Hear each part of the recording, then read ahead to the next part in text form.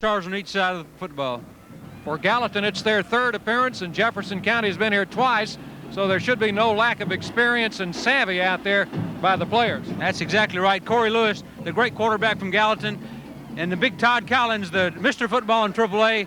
It promises to be a standoff in there. The immovable against the strong force.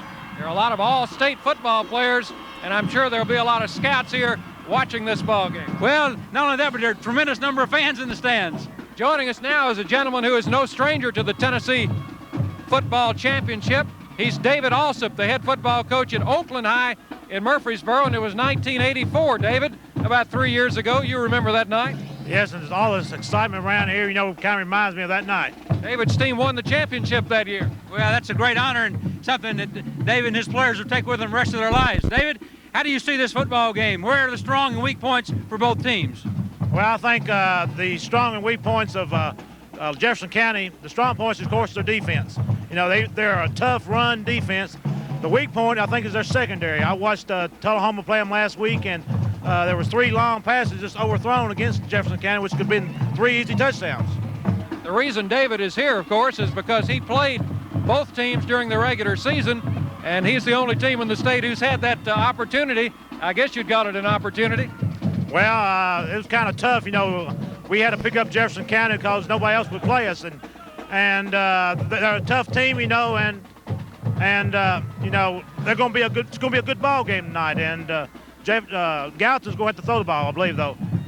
The 2 dominant players in the game, Todd Collins and Corey Lewis.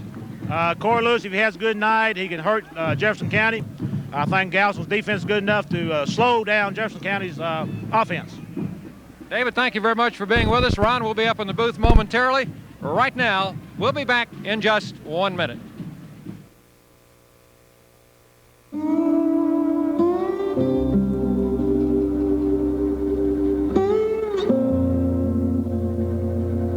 In Tennessee, to see the important things in life, you don't have to go any further than the front porch. And to find a little help, you don't need to go any further than First Tennessee. First Tennessee, an uncommon bank for uncommon people. Let Readers sport you up in style. Whether it's fishing, hunting, working, or just for fun, the new line of Chevy trucks and Blazers has the vehicle that's just right for the outdoorsman. From the brand new 1988 full-size pickup to the sporty Blazer and everything in between, Reader Chevrolet has the best selection and the best price in East Tennessee. So whether it's fishing, hunting, camping, or four-wheeling, let Reader show you how to work and play. Reader Chevrolet on the Clinton Highway, your gold medal Chevy dealer. Hall's Motor Products, Hall's most complete automotive parts store with experienced sales personnel for all your automotive needs. Open 7 days a week, providing the do-it-yourselfers, garages, and body shops with quality parts and DuPont automotive paints. Hall's Motor Products features a complete automotive machine shop with highly trained machinists.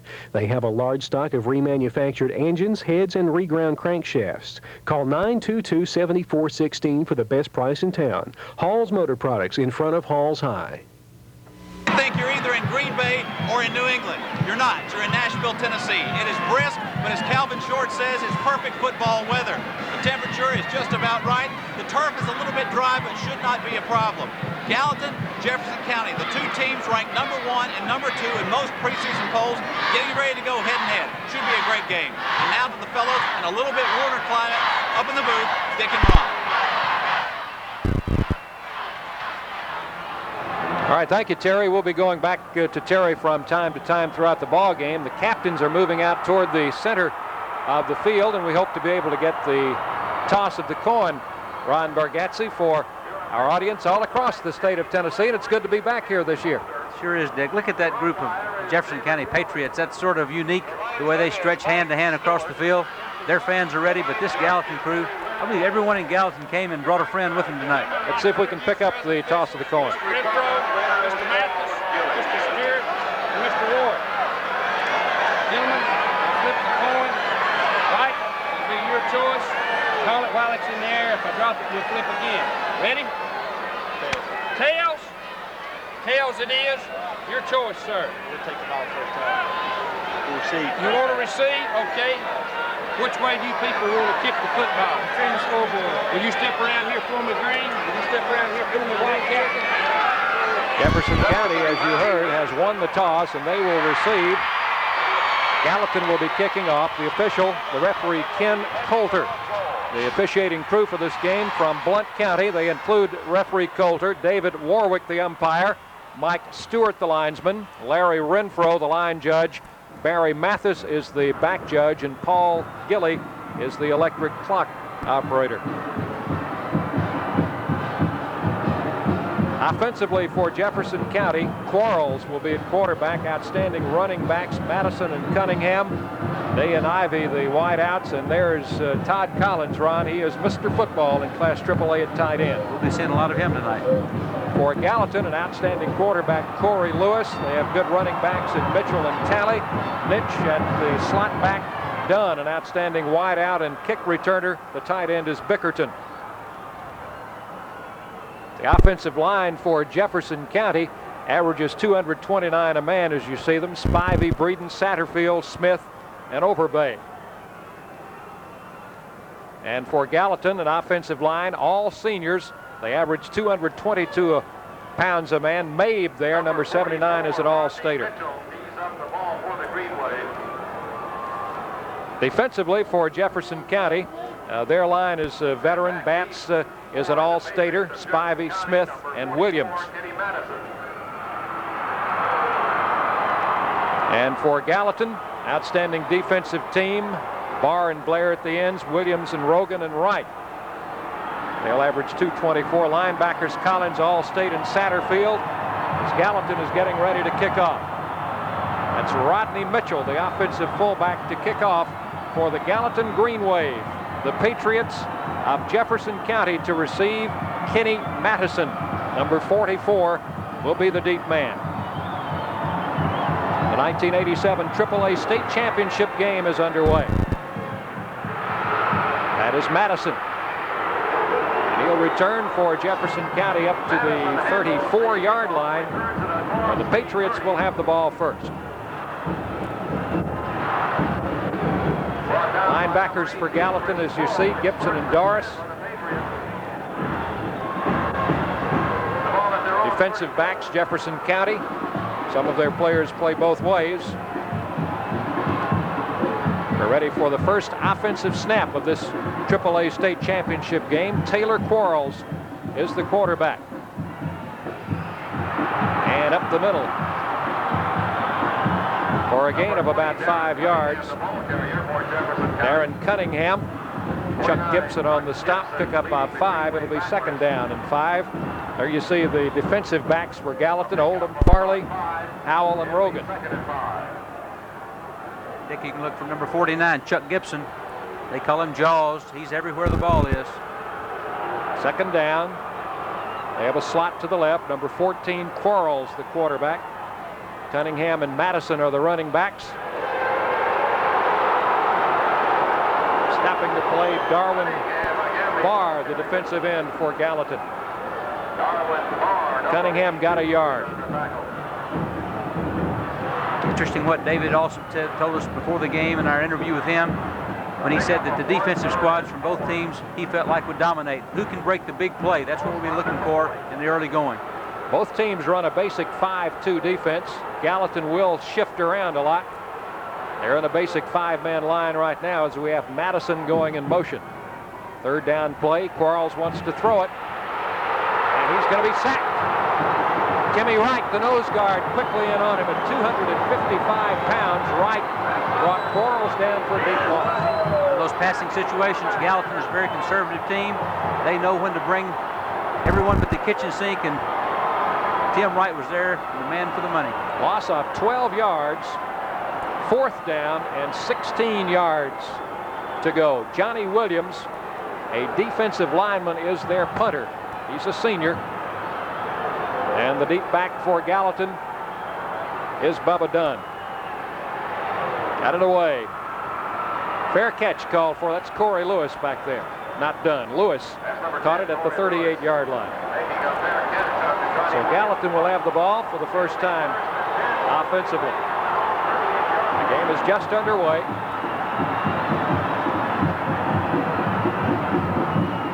Look for Corey Lewis, number 10. He's an all-stater at quarterback. Their running backs are Talley, number 28, the tailback, and Mitchell, number 44, the fullback. Mitchell is 230 pounds. Basic 5-2 defense for Jefferson County. The tailback, Talley, goes in motion. Fullback got nothing. There he is, Todd Collins, the guy we've been talking about, Mr. Football in AAA. Anticipated the play, and he was there just about as soon as the runner was. It'll bring up a 2nd and 10. Ron, both of these teams averaged over 30 points a game in the season and playoffs, but I think we'll have a little bit more defense tonight. I think so. It looks like that in the early going. Corey Lewis, the quarterback. That's Talley, got about 4, running off left tackle. Again, Todd Collins in on the tackle along with Darren Cunningham. Jefferson County, Ron, plays 7 players both ways. Gallatin may play 1 player. They may play Lewis in the defensive backfield. Basically, they go with a different 11. Well, he was a great defensive back as a sophomore. Now he's come on to be the top quarterback in the state. 3rd down at about 6. That's Lewis. He's got a man. He found Greg Nitch, the slot back up at the 45. He's not going to have enough for a first down. Number 40, Scott Henson. We'll bring up a 4th down as we look at it. Lewis, quick sprint to the right there, strong arm, makes contact there with Nitch, but not enough for the first down. It was Scott Henson who brought him down, a junior defensive back. Tommy Williams is the punter for Gallatin. Fair catch called for, and taken down at the 27-28 yard line. Tracy Ivy on the fair catch for Jefferson County. 8 minutes, 8 seconds remain in the first quarter. Each team has had the ball now for 1 series of snaps, and each has had to punt.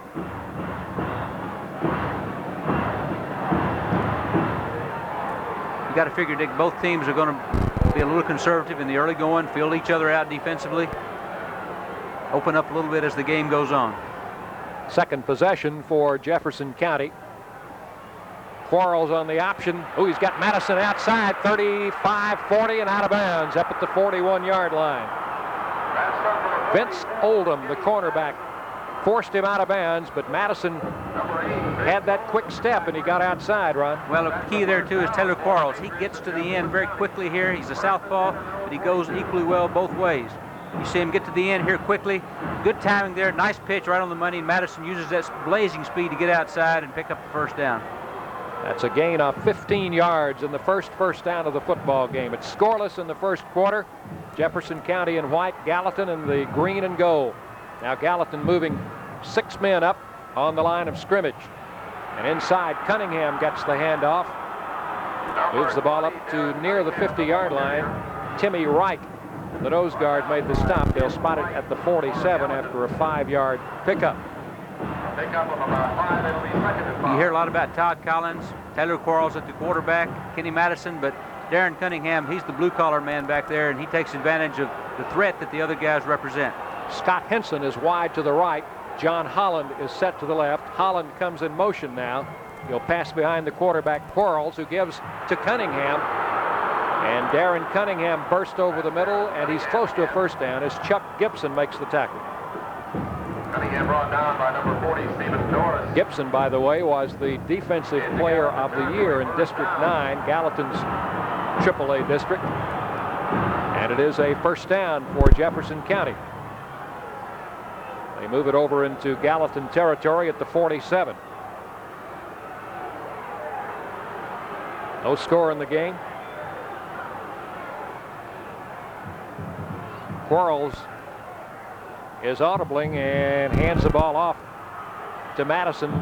Got 2, maybe 3.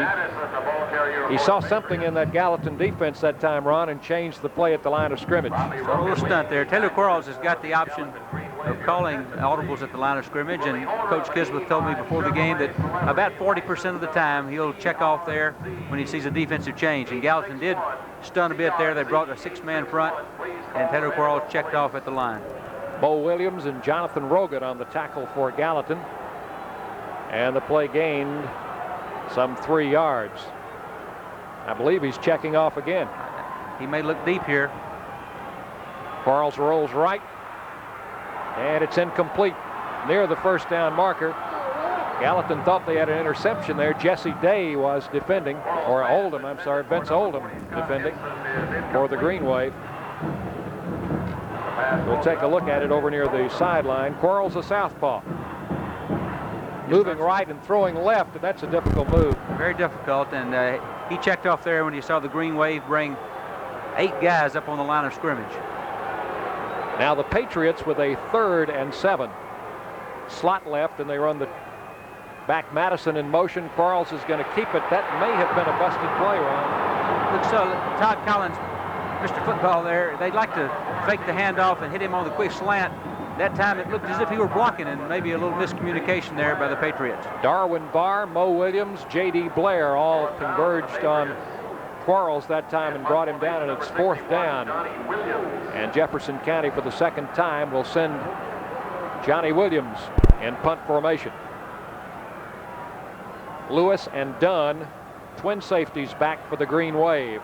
Gallatin trying to set up a return. Good kick over near the sideline and out of bounds down inside the 20 at the 15-yard line, and you can't get much better than that. Well, it's the first red-shoed punter we've seen. There's a great array of shoes on the field tonight. Most of these teams used to playing on grass instead of turf. There's a break in the action. Now this from your network sponsor, the Sovereign Bank.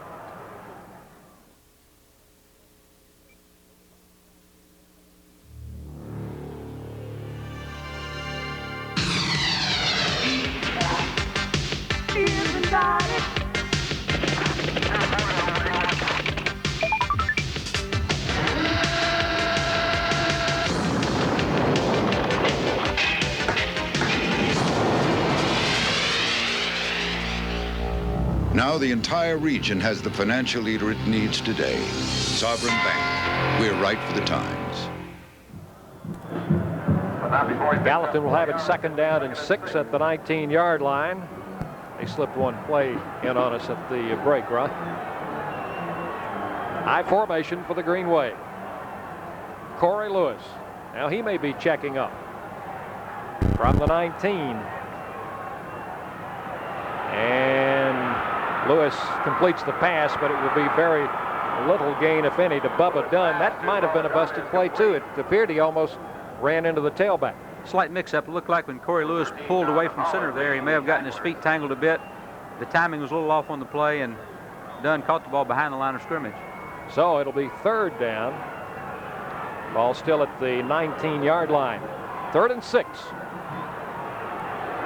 Dunn coming wide to the right side. The wing-back set right. There's the draw play to the tailback Talley, and he is knocked down short of a first down at the 22. Good defense by Jefferson County. Cunningham, the cornerback, and Paul Helton, defensive end, refused to be fooled by the draw. Well, a few years ago, there was a great running back, Floyd Jones, out of Gallatin, that a lot of the fans remember. They like to compare Talley to Jones, and that's high company there. 4:09. The clock counting in the first quarter in a scoreless football game. Tommy Williams to punt for Gallatin. Jefferson County trying for the block. He got it away. It's going to bounce on the Gallatin side of the 50-yard line. Now we have a break in the action. Let's pause for these messages. 1st and 10.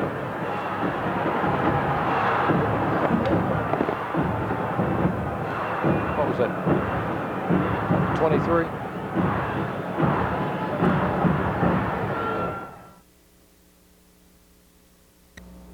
This Christmas, a lot of kids just might go to bed with visions of baby pound puppies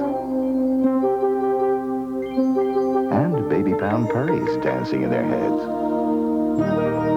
Well, every time you get anything to eat and drink at Hardee's, you can get one of the babies for only $2.59. There's a new one every week, so by Christmas Eve you could have all 5, which might give you the chance to make some dreams come true on Christmas morning.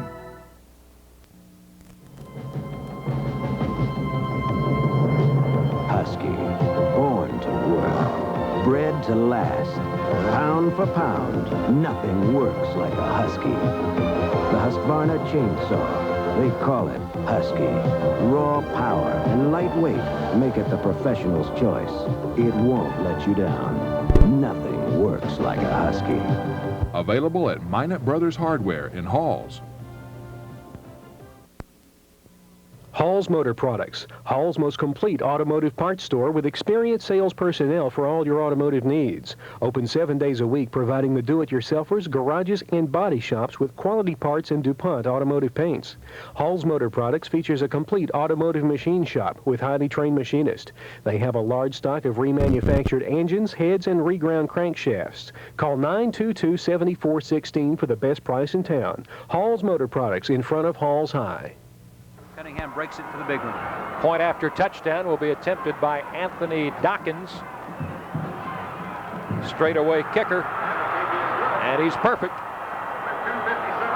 2 minutes 57 seconds as you see on the scoreboard. It's 7-0 Jefferson County. Ron, let's watch it again. Quarles comes down the line there. The threat of the outside play and Kenny Madison's speed breaks it open up the middle. Good block inside.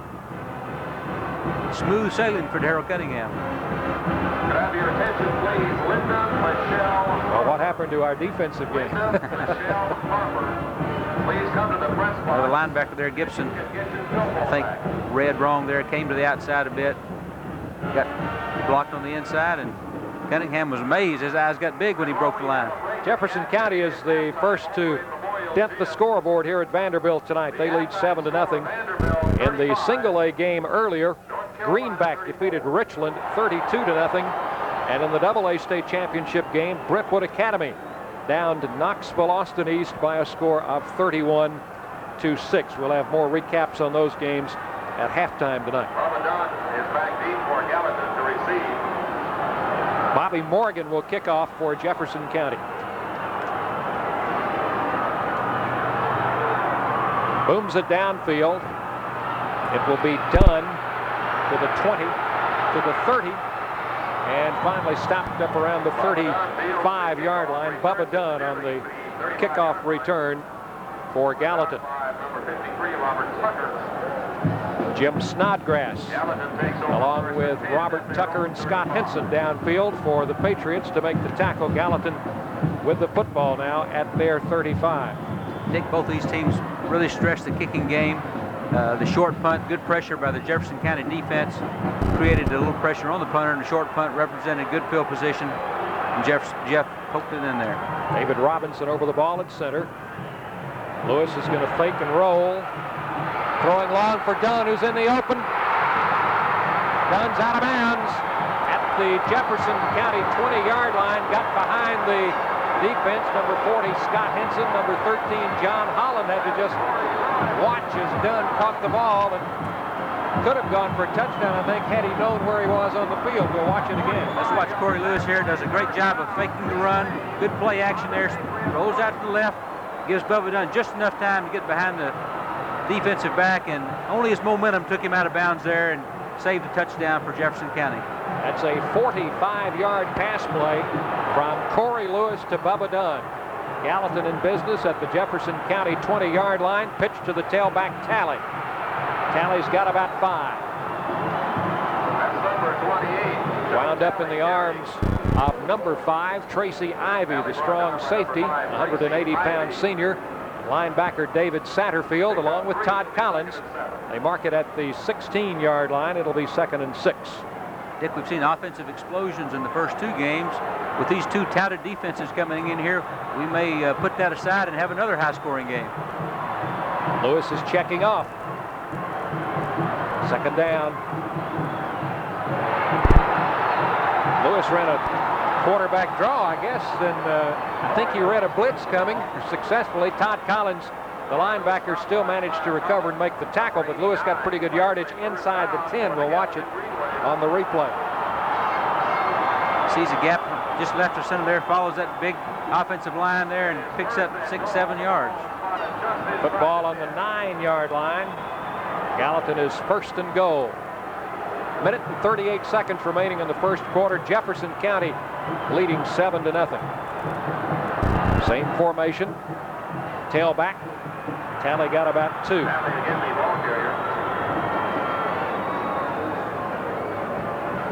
Mike Smith, the nose guard, on the tackle for Jefferson County. Well, we hear a lot about Mr. Football, Todd Collins, but his linebacking partner, David Satterfield, number 52, the people around Jefferson County feel like he's awfully strong and equally good backing up that defensive line. Not a lot of difference between the two. Lewis is rolling and keeping in trouble and is going to be mobbed down at about the 6 or 7 yard line. Tonight's telecast of the Clinic Bowl is being brought to you by the Sovereign Bank. They hope you're enjoying the action as much as we are bringing it to you. Eric Greer and Andre Batts, the defensive ends, made the play that time for Jefferson County. Now 3rd down and goal at the 6. This is a difficult play call. Yes, you can believe they'll go to the well for their number 1.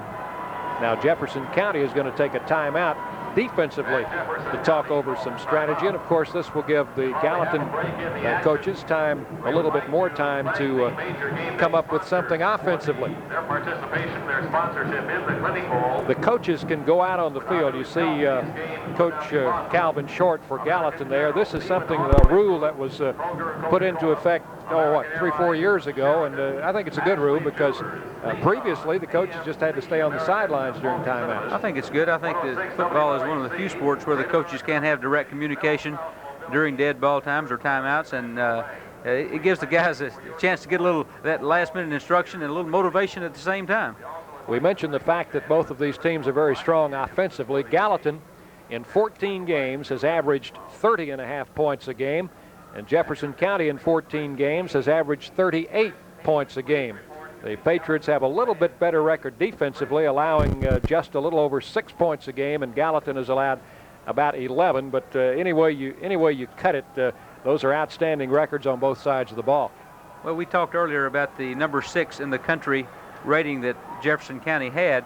You get that by statistically being much superior to your opponents, having that tradition, and of course being undefeated. And that's a tribute to that great program in Danbridge, Tennessee, where consolidation brought this team together just a few years ago. The football is between the 6 and 7 yard line. It is 3rd down. We have 34 seconds left in the first quarter, and Lewis wants to throw in the end zone, and he overshot his man, Bubba Dunn. And number 13, John Holland, was defending along with Scott Henson for Jefferson County. 4th down, and I think they're going to go for a field goal. They're changing a lot of players out anyway. 4th and goal.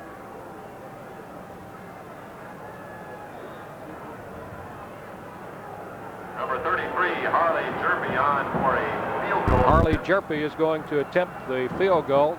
24 yards. Lance Lassiter, number 14, will hold for him. A 25-yard attempt. That kick is good. So Gallatin is on the board.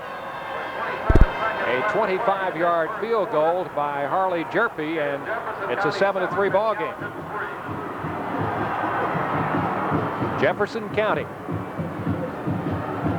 Well, you have to hand it to their defense. They were able to keep Gallatin out of the end zone, but the Green Wave offensively put some points on the board. That's bound to be a bit of a spark for their ball club. Well, this massive crowd on the west side of the stadium got pretty quiet when Cunningham broke it up the middle for a touchdown, but the long pass from Lewis to Dunn woke them up, and I believe that we're going to see a lot of offense in this game, even though the defenses are so highly rated.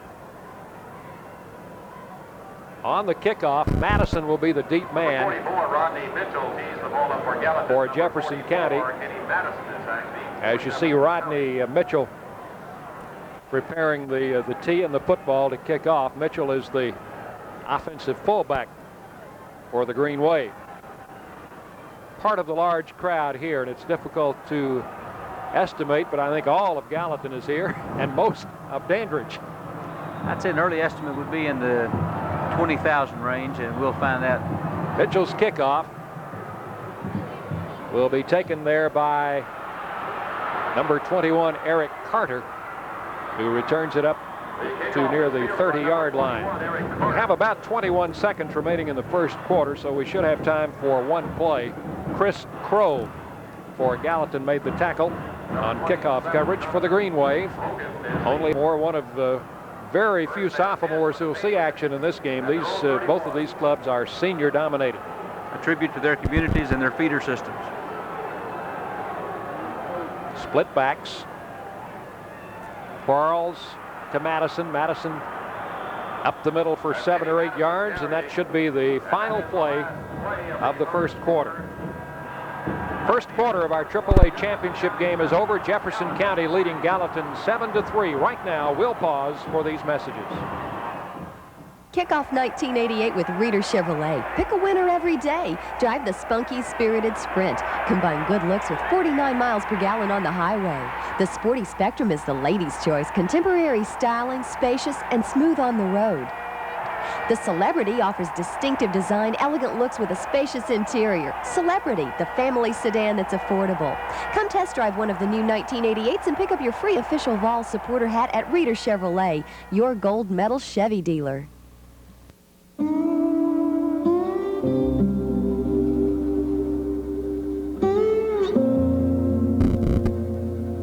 In Tennessee, to see the important things in life, you don't have to go any further than the front porch. And to find a little help, you don't need to go any further than First Tennessee. First Tennessee, an uncommon bank for uncommon people.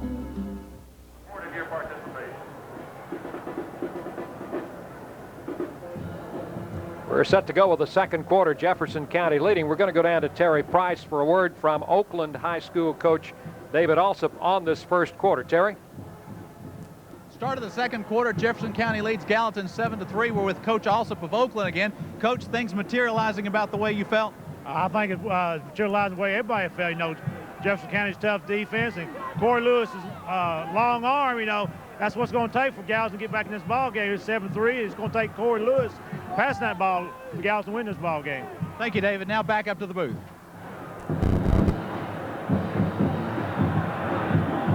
First play of the second quarter.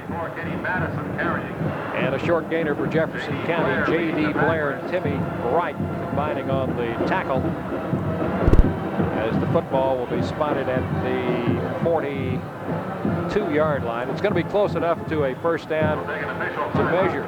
We heard from David Alsop of Murfreesboro Oakland High School, whom we talked with before the game. We'll mention again, Ron, for those who might be joining us late, that David's Oakland team played both these teams during the regular season, and the results were about the same. Jefferson County defeated Oakland 35-13, and Gallatin defeated Oakland by a score of 35-6. So he knows pretty well what these two teams are capable of. Well, you can't really tell much about a team as much until you've played them, and you certainly see the strong and weak points, and in David's case, there are a lot of strong points by both of these clubs. We were here about 3 years ago when David's Oakland High School Patriots won the AAA state championship.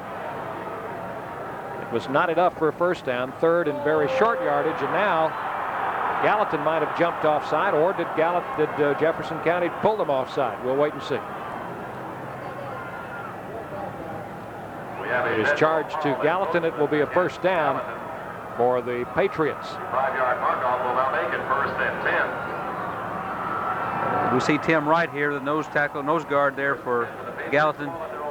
Anxious to make the big play and stop them short of a first down, but a little over anxious and jumped quickly there.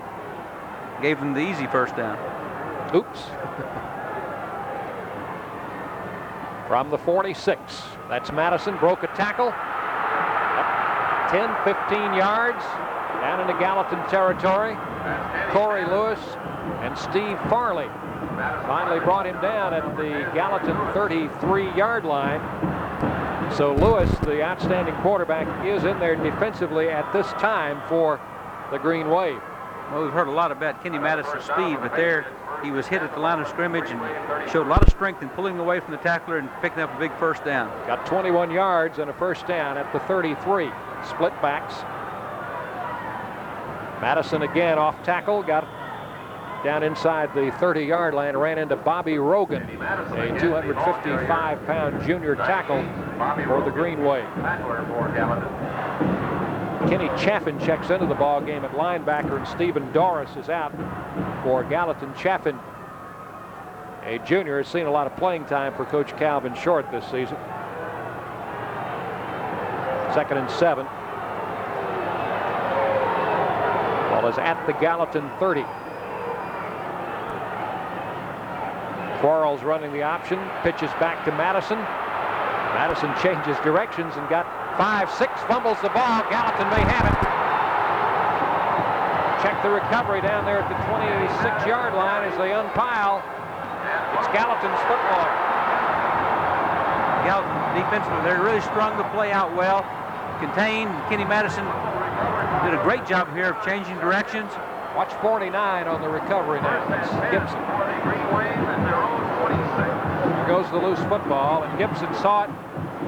Oh, great vision and reaction by Gibson, the linebacker, and pounced on that loose ball. Well, Gallatin defense stood the ball carrier up, and the second man came and went for the football successfully, knocked it loose, and Gibson was there for the big recovery. So the green wave will stop the Jefferson County threat. Pitch back to the tailback. Talley forced out of bounds up at the 32-yard line. Got 5 as Darren Cunningham ran him out. It'll be 2nd and 5. Jefferson County leading Gallatin 7-3. We have 9:42 remaining in the first half of this AAA state championship game.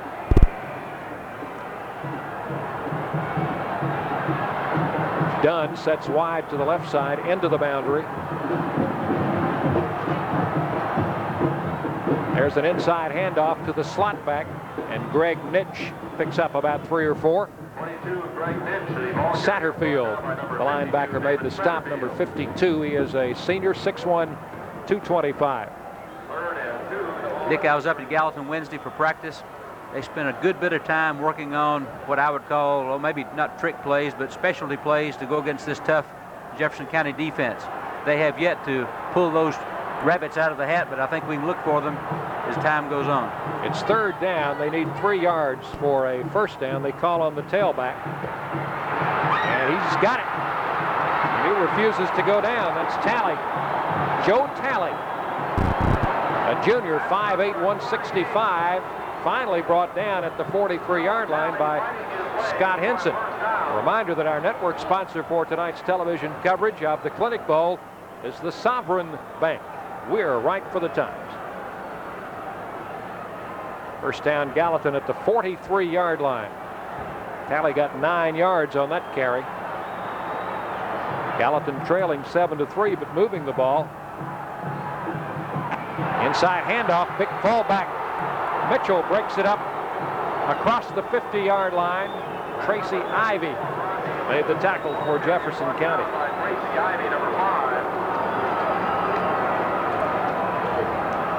So it's going to be 2nd down.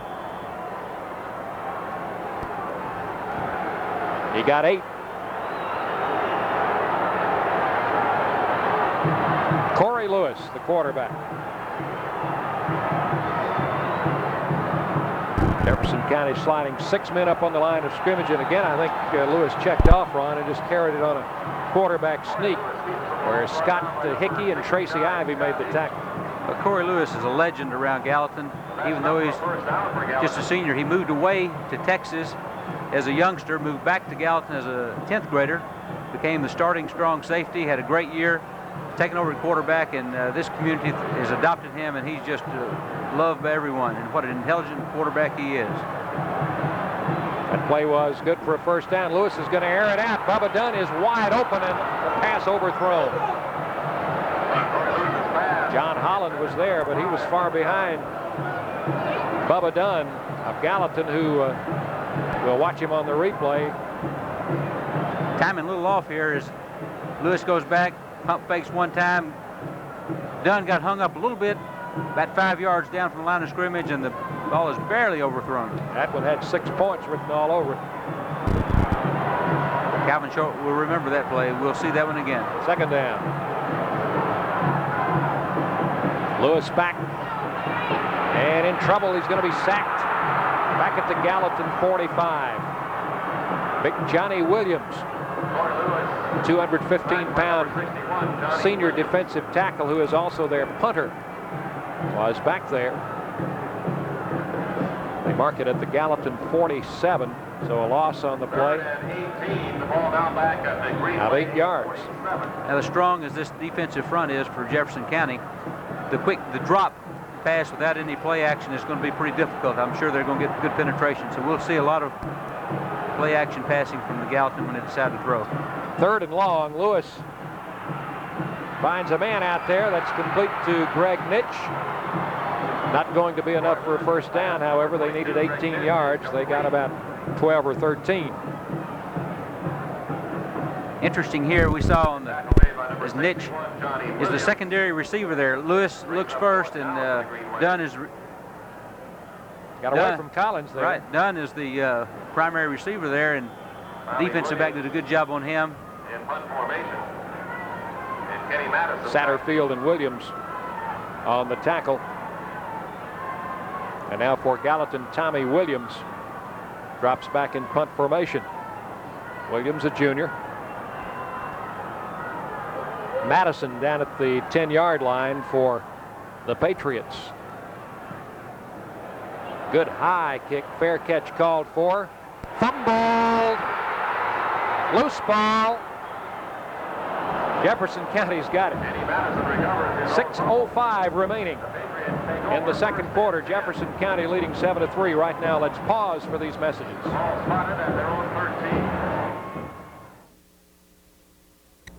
This Christmas, a lot of kids just might go to bed with visions of baby pound puppies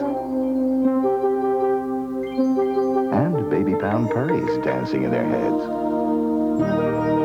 Well, every time you get anything to eat and drink at Hardee's, you can get one of the babies for only $2.59. There's a new one every week, so by Christmas Eve you could have all 5, which might give you the chance to make some dreams come true on Christmas morning.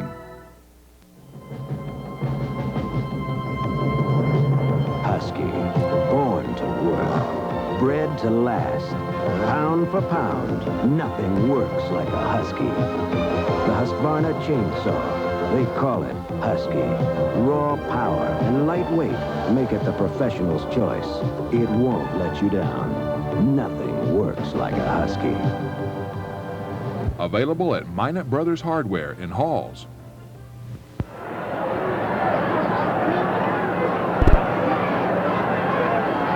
Crowd here at Vanderbilt Stadium tonight. It's a bit nippy out there. I don't think those fans are too cold, though. Do you? They feel no pain. Here's the punt by Williams. Madison will call for the fair catch now. You can see what happens. Went back and got it himself. Well, the turf monster got his feet a little bit out of line, and he was able to get back and pick up the loose ball. Here's Quarles on the first play to Cunningham. From the 13-yard line, ran into Kenny Chafin around the 15 or 16, got about 3. Cunningham is the leading ground gainer for the Patriots with now 63 yards. Madison has 57. Jefferson County's been picking up some good yardage on the ground. There you see the center, David Satterfield, over the ball. Taylor Quarles keeps and spins it up to around the 23-yard line. He'll be close to a first down as Jonathan Rogan made the tackle. Carry is run down by Jonathan Rogan, number 37 for Gallatin. You can watch it again. Quarles' father, I think, is the athletic director at that school, isn't he? Yes, Bill Quarles. He's been around Jefferson County a long time, and what a great program they have in all sports. It is not enough for a third down, or for a first down. It's third down and very short yardage, right at the 23-yard line. Quarles, the quarterback. Oh, what a defensive stick that was. That was Chuck Gibson, the linebacker, number 49. I was talking to one of the fans up at Gallatin Wednesday, watching them practice, and I said, tell me about Chuck Gibson. We've heard he's a great linebacker. He said he's a certified killer. 6 feet, 225, a senior, 125 tackles he's credited with this season. I don't think he made one any harder than that one this year. Punt formation. Johnny Williams, the kicker.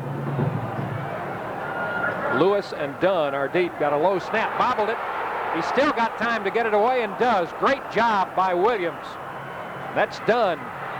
50, 45. Brought down at the 43-yard line. Didn't he do an outstanding job of getting that kick away? What a job. Evidently the return was on by Gallatin. Not much pressure, but he scrambled for the ball and got off a good kick under the circumstances. John Holland would downfield to make the tackle. Let's watch Bubba Dunn's quickness here. There you see him getting the kick away, and Dunn will return.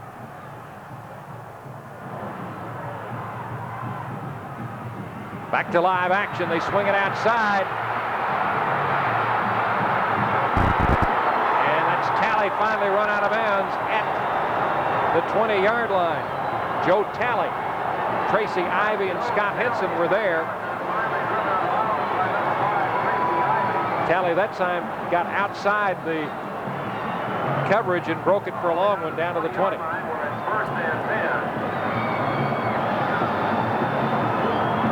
You can see it again. There's Joe Talley for 28. A lot of stutter step and a lot of strength there. He pushed on for about 6 more yards after the contact was made. Green Wave first down. They send the big fullback through there. Mitchell got about 10. And he was down. The ball popped out, but the whistle had blown. Satterfield, the linebacker, and Henson, the defensive back for Jefferson County. Watch this quick opener. Now, Mitchell at 230 in there, sheds off everyone, including his own blocker. Great block by 64 Fuqua that time to spring him. Second down at the 11. Tailback Talley across the 10 to the 9, and we'll have a first down there. Inside the 10. That's the first down. Second time in the game, Ron, they've had first and goal from the 9-yard line. They had to settle for a field goal last time. Well, you start running out of real estate when you get down this far, and you may see Corey Lewis throwing here off some sort of play action where he's got a little room to operate. Here's the play. First down at the 9-yard line. Gallatin trailing 7-3 as Lewis. There's a delayed handoff to Talley, and he is hit and dropped at the 6. Satterfield, the linebacker, brought him down. 2:50 is the time remaining in the first half. It is 7-3, Jefferson County leading. Talley's coming out now, I think. And we've got Henry Adams in at tailback. Mitchell still the fullback. There's Lewis checking off again. Pitch to the tailback. Adams swings it wide. 5. Ooh! Dropped at the 5. Never did turn that corner. Todd Collins, the first man to hit him, along with Ivy. Collins is an awesome-looking player. He's at 6'3" and about 225. Cat quick. They say he can dunk a basketball with either hand.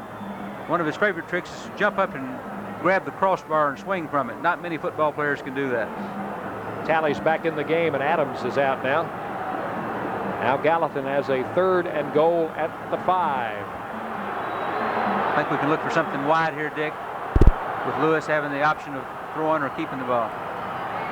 Option pitch, tailback, touchdown. Score comes with 1:37 remaining. If we look at this again, we're going to see a good block by Bubba Dunn, the wideout, number 5, to spring Joe Talley. Talley got into the end zone. And Corey Lewis did a great job there. Good timing coming down the line. Pitched at just the right time. Pitch was on the money. 6 for the Green Wave. Here's the extra point attempt.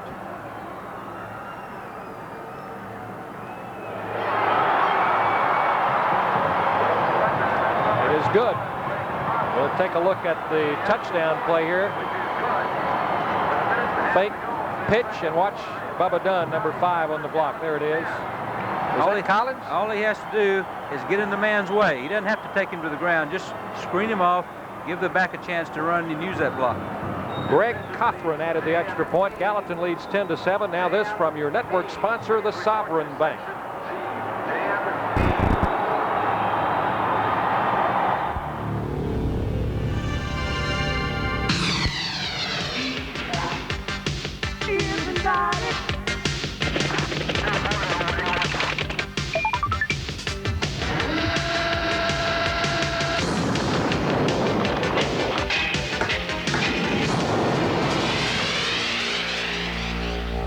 Now the entire region has the financial leader it needs today.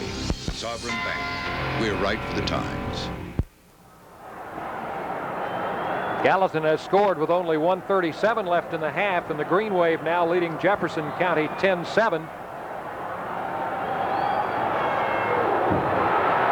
Rodney Mitchell booms it downfield. Madison will take it, and he's in the end zone. That's an automatic. It will come out to the 20-yard line.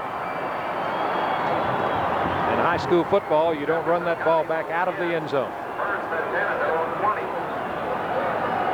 So now the Patriots, with 1:37 left, will have the ball at the 20, Ron, and they have not shown much inclination to put it in the air.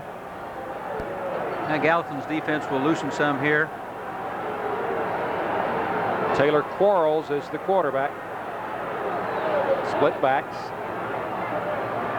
He is going to throw it. He's got Collins, the tight end, up at the 33-34-yard line. Well, when you see that big cat catch that ball there like that, you got to feel like if just a little room there, or maybe a one-on-one situation, which he may get on that particular slant pass, that he might be really hard to bring down. Todd Collins, who caught that football, number 89, is Mr. Football in Class AAA. His brother, Brent Collins, was the 1985 winner of that award. Quarles runs the option, pitches to Madison, and he is finally forced out of bounds up around the 41 by Corey Lewis. Good timing on the pitch by Quarles that time. Well, Gallatin defense played very well. The man responsible for getting the quarterback there had him stopped, and Taylor Quarles outran him, give him the 2-on-1 and be able to make the pitch. A minute and 10 seconds remain in the first half. Jefferson County, second down up at the 41-yard line, trailing 10-7. Quarles wants to throw, and he's going to be sacked back at the 32-33-yard line. Bobby Rogan, number 98. Mo Williams, 77, leading the defensive charge for the Green Wave. We'll watch Gallatin bring everyone here. Situation calls for the time's running out. Jeff's got to go long to score, and here they come.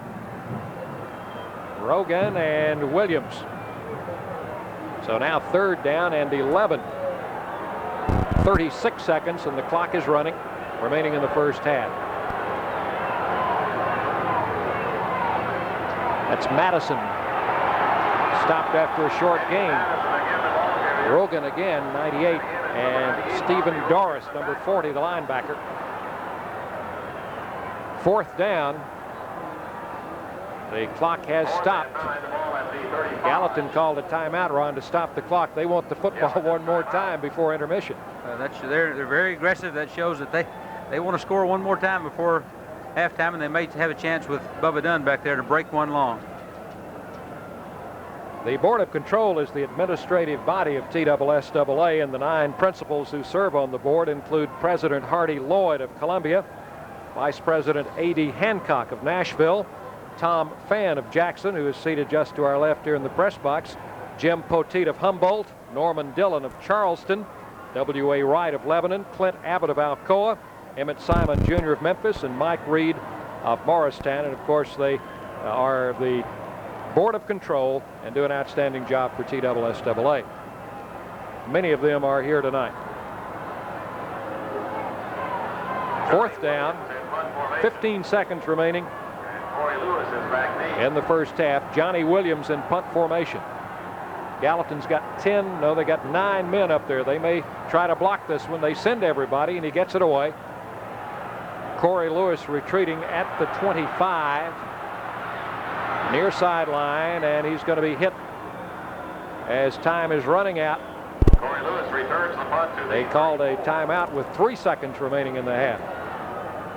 Run down by number 82, Dave Snodgrass. 3 seconds to go in this first half. Jim Snodgrass made the tackle for Jefferson County. Gallatin called the timeout with only 3 seconds remaining in the first half. So Coach Calvin Short wanting to take advantage of all the allotted time. Right. He's got a decision to make here, whether to go for the bomb or be satisfied to take that 3-point lead into the dressing room at halftime. Jefferson County scored first to take a 7-0 lead. Gallatin added a field goal to make it 7-3, and then the Green Wave came back as Talley scored. And Gallatin is up 10-7 right now with only 3 seconds remaining. Coach Kissabeth from Jefferson County, you see walking off there, talking with his defensive unit. Well, Craig is a pretty hard-nosed guy. He's the head coach and also the defensive coordinator for this club. His regular season record is 57-3. That's amazing. 6 seasons. 3 seconds left. They'll run a straight handoff to the tailback, and that should be the final play of the first half. So Gallatin is leading by a score of 10-7. Terry Price is down on the field and is going to try to grab Calvin Short for a quick word before he gets into the locker room. We'll be down there in just a moment, but it's been an outstanding first half of football, Ron. Well, I think David also said it best early. You know, 2 great defenses, and this game has not disappointed anyone. All right, let's go down to the field there. Terry Price is waiting with Gallatin coach Calvin Short.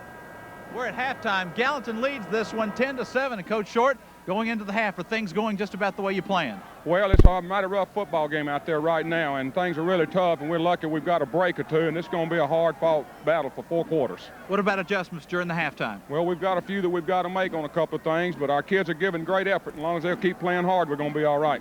We're at the half. Gallatin leads Jefferson County 10-7. Now back to the booth. All right, thank you, Terry.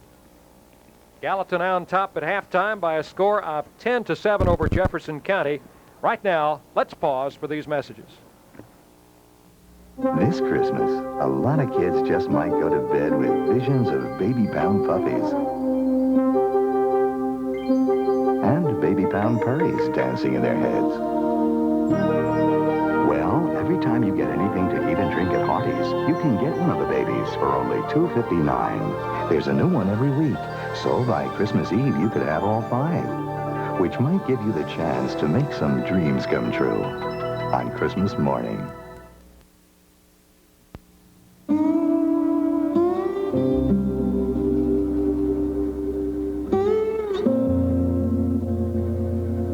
In Tennessee, to see the important things in life, you don't have to go any further than the front porch. And to find a little help, you don't need to go any further than First Tennessee. First Tennessee, an uncommon bank for uncommon people.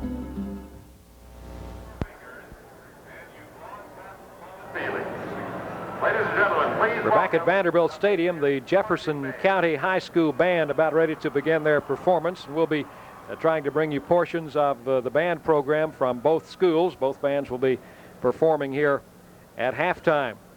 Glenn Rogers is the band director, and William Sparks, the assistant director of the Jefferson County Band. Gallatin is leading at halftime by a score of 10-7 over the Patriots of Jefferson County. And as we said, neither one of these teams are strangers to state championship play. Gallatin has been here 3 times. This is the 2nd appearance for Jefferson County. Ron Bargatze talked earlier with officials of the Clinic Bowl, so right now let's go to that interview and Ron. Here we are at halftime on a beautiful night at Dudley Field for the 1987 Clinic Bowl. Not only is the night beautiful, but we have a beautiful young lady with us, Miss Courtney Andrews. But tonight we're going to talk first with the 2 co-chairmen of the 1987 Clinic Bowl from the Nashville Area Junior Chamber of Commerce. Mike Woods, tell us what you guys have done to make the Clinic Bowl and the state championship go from just a football game to a real happening? Well, this year, Ron, what we did is American General and Beeman are our major sponsors once again, and we added some new events this year. This year, Nissan helped us promote a Student of the Year, which was awarded today. Another event that we had was a statewide poster contest, and it was sponsored by Lithographics Incorporated, Color 4, and Meat Paper Company here in Nashville. Along with that, we once again had our state cheerleading contest today, and it was a great success, a lot of fun. How many people are involved? Actually, work hours would you think are involved in putting on this event? We've estimated anywhere from 10 to 12,000 work hours that our organization puts in, and we're just proud to be a part of it. I've seen guys and ladies and everybody else running around here. How do you get all these people so fired up for this event? Well, it's a great cause, you know. All the money that we raise helps the TSSAA and the Vanderbilt's Physical Therapy Clinic. And, you know, when you have two good reasons like that, it's simple to have people. Let's move to the big post player over here, Big Ed Hayworth. And Ed, we know that you guys are running around doing all this work here. Exactly what does the proceeds from this event go to, and what does it do for kids around the country? Well, in 1949, Ronnie, we, Junior Chamber, saw a need for a physical therapy clinic in Nashville. Therefore, we started an all-star football game on Thanksgiving Day and opened the Junior Chamber Physical Therapy Clinic at Vanderbilt Hospital. The proceeds that we accumulate from this game and all of our sales efforts go to the physical therapy clinic. Last year, we turned over $186,000 from the games to them. This year, we're hoping to beat even that record.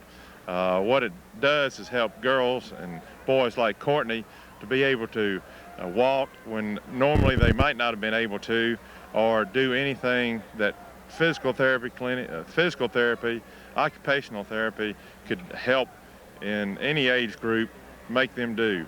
Let's go down and visit with Courtney Andrews for just a second. This is the poster lady and the feature of the 1987 Clinic Bowl. And Courtney, we're glad to have you here tonight. And Ed, you've told us earlier about the Clinic Bowl going from, or the clinic being a regional center as opposed to just being the one in this area of the mid-state area. Right, Ronnie. As the football games have gone from a regional concept to a statewide concept, so has the physical therapy clinic. Vanderbilt University is trying to make the physical therapy clinic not only physically oriented, but also a full-scale rehabilitation clinic that will encompass the whole Mid-South and state region. So we're looking forward to helping them grow as we grow. Well, we're sure glad that you guys are involved, and Courtney, we're sure glad that you're involved. You sure are a pretty young lady, and I know that the Nashville Area Junior Chamber of Commerce is very pleased to be able to help other people just like you. Back upstairs. Boys state and girls? Two boys. Two boys.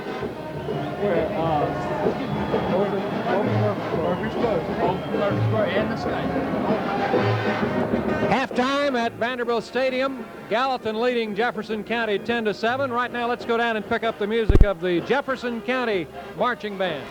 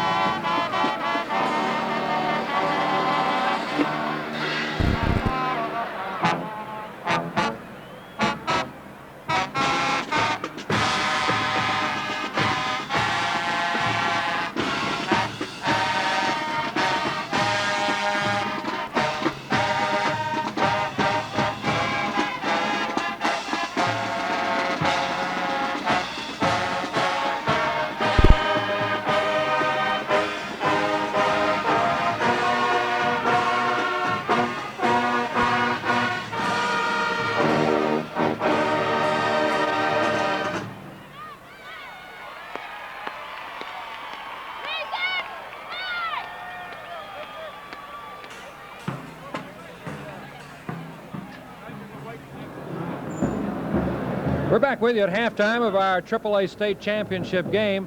I have with me Joe Davis from Memphis, Tennessee. He is a school administrator at Melrose High School in Memphis and also a TSSAA official, and I guess you sort of work both sides of the block.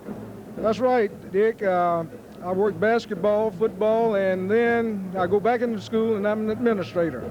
Well, working with youngsters, even as an official, really keeps you close to the game and athletics and sports, much as a coach would be, I guess. That's true also. Having been an athlete in high school and college, when you come out, you want to stay close to it, and that's how I got involved in it. Since that time, I'll tell you what, it has been more than a pleasure. It's just been a really great thing to be able to stay out there with the kids and not be active as a player, but just be with them and being close to the game. And I also assume it helps you keep in pretty good physical shape. You look like you're in pretty good shape. Well, I don't know about that. Some of my supervisors don't tend to think so. I'm a little overweight. You worked this afternoon, the AA championship game between Brentwood Academy and Austin East. Right. Great ball game to work, easy ball game to work. Both of the teams played extremely well, had very few penalties, just a great feeling. You also worked basketball, and you've worked in some state tournaments, I understand. That's true also. I worked 2 boys state tournaments, one in 1977 and one in 1981. Well, we're happy to be on in Memphis. I know you have a lot of friends watching down there. Yes, I hope my wife and 2 sons are watching. They told me they would be. Well, we'd like to say hello to all of our friends down in Memphis. And Joe Davis, we thank you for being on, and continued success to you. Thanks for having me up, Dick. Joe Davis from Memphis, Tennessee, a TSSAA official and school administrator. Right now, we'll pause for this message.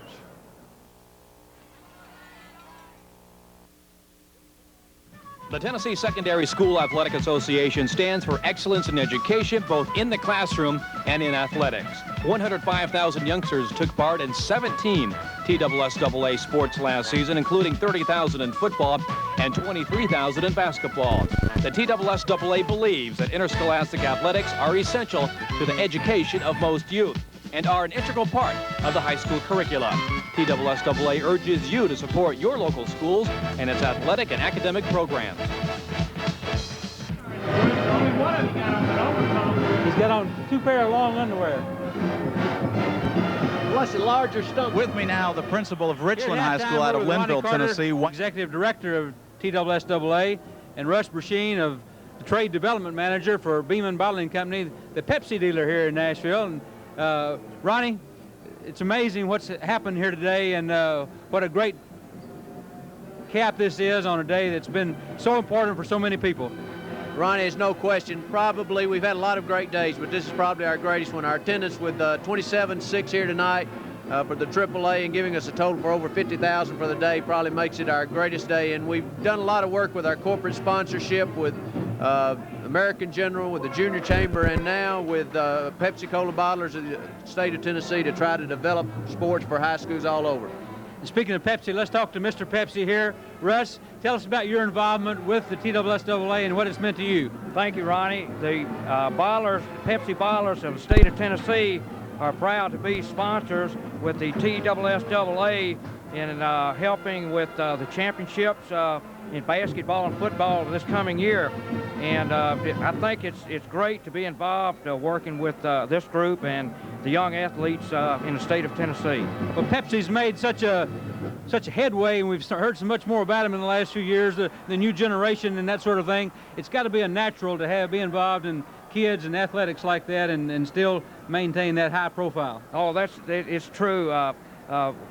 Pepsi is involved with our youth, and we try to go out and do these things to help our kids and throughout the state, and so it's going to be great to be involved with it this year. Well, we appreciate you and Beeman Bottling Company and all the Pepsi dealers around the state, and look forward to a continued relationship. Well, thank you very much, and we appreciate you letting us be a part of your show tonight. Thank you, Russ. Ronnie, corporate sponsorship, it's something new. Tell us about it and what you've done to involve the corporate sponsors in the program. Well, it probably started, Ronnie, with Dick Sobel, American General Life Insurance Company here in Nashville. And they started, and their whole purpose was to give to the high school kids in the state.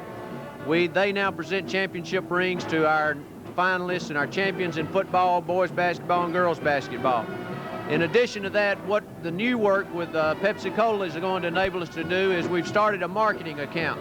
Our whole goal is with their financial support, which is a large figure, $100,000 a year, plus their expertise, it's going to enable us to advertise and market our tournaments and very simply get to the public to explain to them how big high school athletics is and how it's the greatest entertainment for the price that there is today. Well, it's innovative, it's progressive, and I know that a lot of people are going to be touched, and I think that exposure of high school state championship events is going to be really enhanced by your efforts, and all the people in Tennessee appreciate that. Let's go back down to Dick and look at this great Gallatin High School band on the field. Thank you, Ron and Ronnie Carter and all of our guests at halftime. The Gallatin High School band, you see them down on the field, some 130 strong. The director is James Story, along with Bill Cherry and Mark Graham, as they are setting their formation for another performance. Let's go down to the field and enjoy the music of the Gallatin High School band.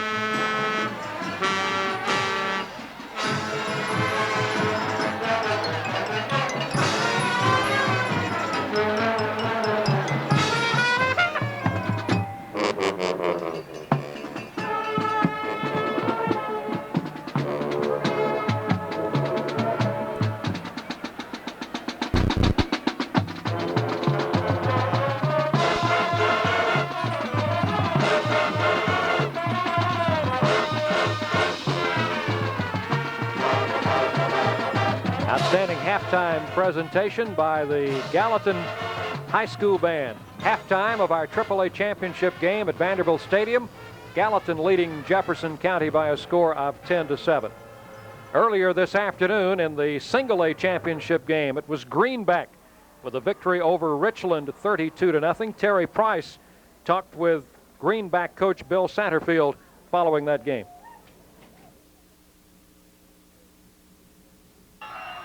With me now, the head coach of the single A champions, the Greenback Cherokees, Bill Satterfield. Bill, this year, your team ends up going 15-0 despite losing Brian Hanley last week in the semifinal game. You ended up with the traditional dousing of the water. It's got to be a great feeling. It's nothing like it. I tell you what, I've sat and watched other coaches go through this and dreamed that I thought it might happen, never really thinking it would. And this is just the most humbling experience I've ever had. And I tell you what, everybody ought to have a shot to do it at least one time. There's nothing like it in the state of Tennessee. Coach, your team had excellent quickness and control of the line of scrimmage throughout the ball game. Yes, I really thought the things that we had to do to win was, one, our offensive line control the line of scrimmage, and two, the defense played superb, and both things happened. Congratulations again, head coach of the Greenback Cherokees, Bill Satterfield. Thank you. The Gallatin fans welcoming their team back at halftime as the Green Wave leading Jefferson County by a score of 10-7. The attendance for this game, 27,600. The AA contest drew 14,500. The single A championship game, 8,000, for a total of 50,100. That is a new record for the Clinic Bowl. 50,100 have seen the 3 championship games here today. The AA game this afternoon, Brentwood Academy defeated Austin East of Knoxville 31-6 in a rematch of last year's championship game, which was won by Knoxville Austin East.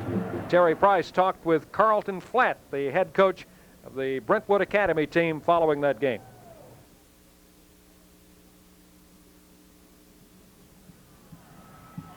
Standing with me, the head coach of the AA state champions, the Brentwood Academy Eagles, Coach Carlton Flatt. Coach Flatt, you lost to this Austin East ball club last year. This year, you came back, you really turned it on. Great performance by the team. Yeah, well, I thought we played really good. I'm real proud of our team and our coaches and our supporters. And, of course, I don't think they're quite as good as they were last year. Coach, you had quite an offensive performance. Last year, you got behind 28-0 at the half. You scored 20 points in the second half. This year, you picked up where you left off last year. Yeah, we was able to run the ball better this year, which was a big plus for us. And, you know, I really thought we ran it probably better than I thought we could. I thought we were going to have to throw more, but we didn't. Give the boys our congratulations. Thank you a lot. Appreciate it. Head coach of the AA champions, the Brentwood Academy Eagles. Thank you. Halftime at Vanderbilt Stadium in our AAA state championship game, with Gallatin leading Jefferson County by a score of 10-7. We'll be back with second half action in just a moment. Right now, let's pause for these messages. Hall's Motor Products, Hall's most complete automotive parts store with experienced sales personnel for all your automotive needs. Open 7 days a week, providing the do-it-yourselfers, garages, and body shops with quality parts and DuPont automotive paints. Hall's Motor Products features a complete automotive machine shop with highly trained machinists.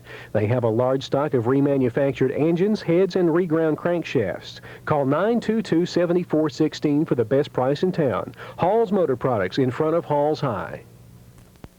Kick off 1988 with Reeder Chevrolet. Enjoy the home team advantage. Select the elegant, stylish Celebrity, America's best-selling midsize automobile. Pick a winner with the S10 EL pickup. Economy, comfort, and good looks highlight this rugged Chevy truck. Capture the feeling of the great outdoors. Score big with the fun-loving, easy-driving S10 Blazer. Come test drive one of the new 1988s and pick up your free official Vols supporter hat at Reeder Chevrolet on the Clinton Highway, your gold medal Chevy dealer. Just about time for the second half. There you see the first half statistics. First downs even. Jefferson County with an edge in rushing yardage, and Gallatin has the passing edge. And Ron, the total offense just about the same. And look at the lack of penalties. It's been a well-played game. Well, that's a tribute to great coaching and these great football programs that both of these schools have. I think if you watched the first half and didn't have a scoreboard or stat sheet to look at, you'd say it's dead even. I can't tell any difference in these two teams. And I think the players that we've talked about, the players like Lewis and Collins, have very much lived up to their advanced billing. Absolutely, and the real amazing thing is that this field has got a lot of good football players on it, and those players are great players, but there's a great supporting cast. While you were upstairs, we just got the word that a new attendance record has been set for the Clinic Bowl, 50,100 total that have seen all 3 games today. And that's a new record, and I think that's quite a plum for the Nashville Area Junior Chamber. Absolutely, and also the TSSAA and their efforts. It's a great joint effort. Gallatin is back, the Jefferson County team coming out. We're going to throw it down to Terry Price now, as he has Coach Craig Kisbeth for just a short word before the second half. Terry? With the Jefferson County Patriots head coach Craig Kisbeth. And Craig, what's your plans for the second half? Our plans is come out and start playing like a Jefferson County football team. We did not look like a Jefferson County football team in the first half. I was very disappointed. We started off on a good note and then seemed to go lax. We just got to come out and not do anything different, just come out and play like we're capable of playing. Jefferson County down right now 10-7. We're getting ready to start the second half. Back to the booth. All right, thank you, Terry and Coach Kisbeth. You know Coach Kisbeth from his younger days, don't you? My first coaching job, 1966. He was a toe-headed little 10-year-old that wouldn't let the players shoot at halftime. He wanted to get his own shots in, but he's a great kid from a tremendous family, and he represents East Tennessee well. Went to the University of Tennessee, and on the other sideline, Coach Calvin Short, a graduate of Middle Tennessee State University. We're going to have the second half kickoff coming up. Gallatin will be receiving. Jefferson County kicking off 10-7. Gallatin leading at halftime. In our earlier games, we do want to mention the officials who worked. We mentioned earlier that the Blount County Officials Association working this game. The Memphis officials worked the AA game. They included Don Sutton, Joe Davis, with whom we talked at halftime, Joe Darr, Nick Owens, Kenny Smith, and John Johnson. And the association from the Tri-Cities area worked the Class A championship game. They included Jim Kradick, Billy Bob Garrison, Santo Ciccarello, Grady Bearfield, Henry Stacy, and Lynn Griffith. And all of our TSSAA officials, as always, doing an outstanding job. I wish we could do as well pronouncing their name. Jefferson County to kick off. Bobby Morgan tees it up. Getting that special shoe on, isn't he? Some kind of a wraparound apparatus that keeps that toe up in the air so he can get more height and distance on that kick. Bubba Dunn, man in the middle for Gallatin. The ball is headed his way. Dunn looking for a block, and he is dropped immediately downfield quickly. Number 21 for Jefferson County, Eric Carter, on the tackle. Carter, a senior, playing in a backup role on the specialty teams, certainly made a fine play, and he's being congratulated on the sideline. When you're in a great football program like Jefferson County or Gallatin, those guys in reserve role will be the stars of tomorrow, and that's what makes a program sustain itself over the number of years. Second half now, Gallatin with the football at the 17. Corey Lewis, their quarterback. Give to the tailback. Tally is dropped. He could not turn the corner. Number 34, Andre Batts, senior defensive end, first team All-State Associated Press. Well, he's all everything up there, and he's got great quickness. And he's really sparks and the key to that defense on the left side and turns a lot of plays back into those good linebackers. Second down, second half just underway. Gallatin with the football, leading 10-7. Corey Lewis running the option. And Tally's going to have a first down as he gets up near the 30-yard line. Tracy Ivy, the strong safety, finally brought him down. He is just past that stick, I believe, as the officials will take a look at it.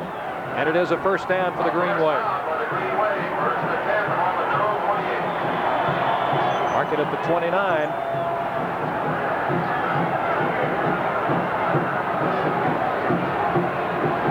Gallatin in the green and gold, and Jefferson County in white on defense now as Lewis looks for Bubba Dunn. And a great defensive play over there by Andre Batts, whom we mentioned just a moment ago. That play developed a little slow, but it looked like it was going to be good for an 8 or 10 yard gain, but Batts made a phenomenal play to bring down the receiver behind the line of scrimmage. Loss of a yard back to actual loss of 2 yards back to the 27-yard line. Threw that quick screen out there to the wide out, and Batts simply diagnosed it and then made the play. Second down and 12. Tailback got back to the original line of scrimmage, but no more. Paul Helton, David Satterfield for the Patriots up at the 27. It's third down. And still 10 for Gallatin. Here comes Henry Adams on the field. Adams just checking into the huddle at tailback, replacing Joe Talley. Adams a 4.6 average, Talley 5.7 yards per carry during the season. Lewis wants to throw. Got a man open. And Snitch Got a first down up near midfield and across into Jefferson County territory, and a great execution of a good call there. Corey Lewis rolling out to the left there on play action, has to throw it back across his body, throws over the linebacker and in the waiting arms of Nitch. Number 22, Nitch, will be wide open out there on the left side. And carried it on for about 10 or 12 yards after he caught the ball. At the Jefferson County 47, it's first down Gallatin. Quick hand to the fullback Mitchell, and the big guy just powers over people and goes down near another first down inside the 40-yard line. Mitchell is 230 pounds. David Satterfield brought him down. He got 9. Gallatin is 2nd and 1. 8:50 remaining in the third quarter. Gallatin leading 10-7 and driving. Dunn going wide to the right side. Jefferson County sliding a man up. They have a 6-man front now. Tailback carries. That's Adams, and he is piled up. Might have picked up the first down. He only needed a yard. As they unpile, the officials will line it up. Spivey and Batts made the tackle. And it is a first down. Ron Corey Lewis throwing the ball. Hasn't thrown too much, but he's hit 6 out of 8 for 82 yards. Well, he's on the money. A great athlete like Corey Lewis rises to the occasion, and after what the stats he had in the game against Tullahoma last week, it was unbelievable. I mean, their other opponent. He's got Bubba Dunn at the 30, and Dunn is inside the 25 before he's dropped. Corey Lewis to Bubba Dunn, and that combination has clicked for them all season. We'll watch it again as the Green Wave move the ball closer to the Jefferson County goal line, a gain of 16 yards. Great. Bubba Dunn drives hard there, gets the defensive back off of him. Good timing. The pass was on the money, and he squirmed for about 4 extra yards. You saw Tracy Ivey and David Satterfield bring him down. Dunn has caught 4 passes for 64 yards in the game. Tailback carries down inside the 15 to the 14-yard line. I think that's Adams still running. No, that's Talley. Talley's back in there at tailback, 28.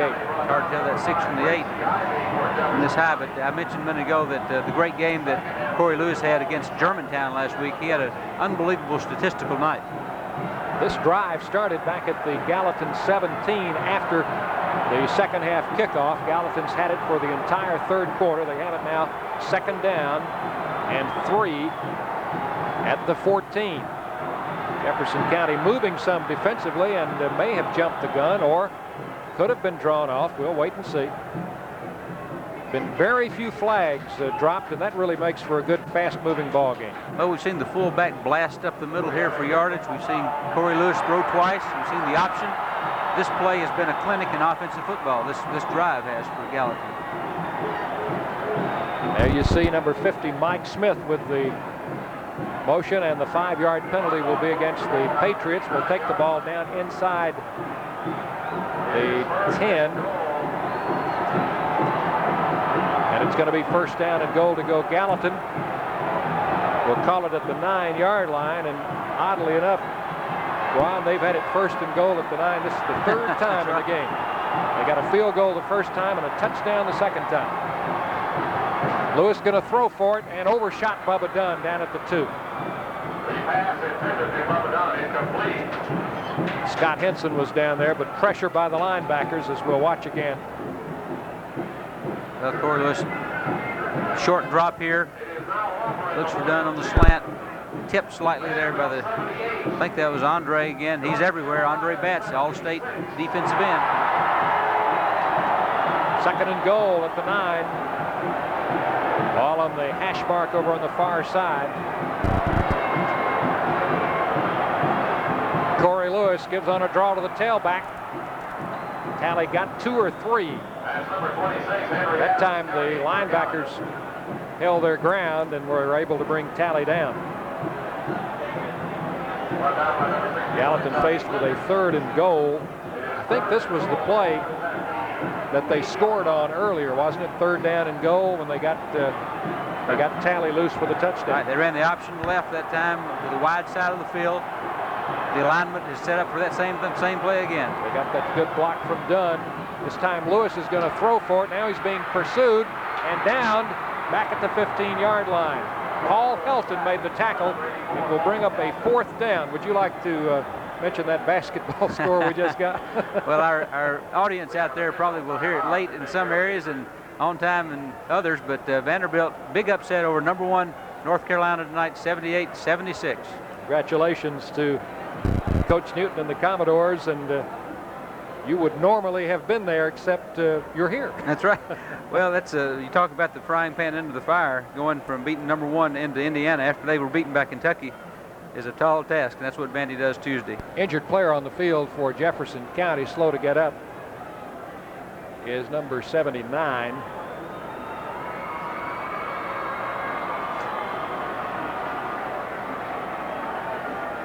Darren Breeden. He's a starting offensive player in there on defense, and he is shaken up. Dick, we may have been pushed. Gallatin was on the loss there. May have been pushed to the very extent or the depths of their field goal range here. The ball's at the 15. It would be spotted. Well, they're not going to go for a field goal. Forget it. They've been out of field goal range. 4th down, and Corey Lewis is going to throw, and he is going to be hit behind the line. He got away. Lewis has it batted down. Todd Collins, number 89. And we have a penalty marker thrown, I think, after the play. Was he across the line of scrimmage when he threw the ball? Yes, the early indication is that the line of scrimmage was the 15, and he was about the 12 when he threw the ball. You see the sign by the official there, illegal forward pass. We can watch Lewis. Line of scrimmage was the 15. Watch him now, that's the 20. That's the 15, he's gone too far. Collins batted it down, it was 4th down anyway. 10-7 Gallatin leading, and now this from your network sponsor, the Sovereign Bank.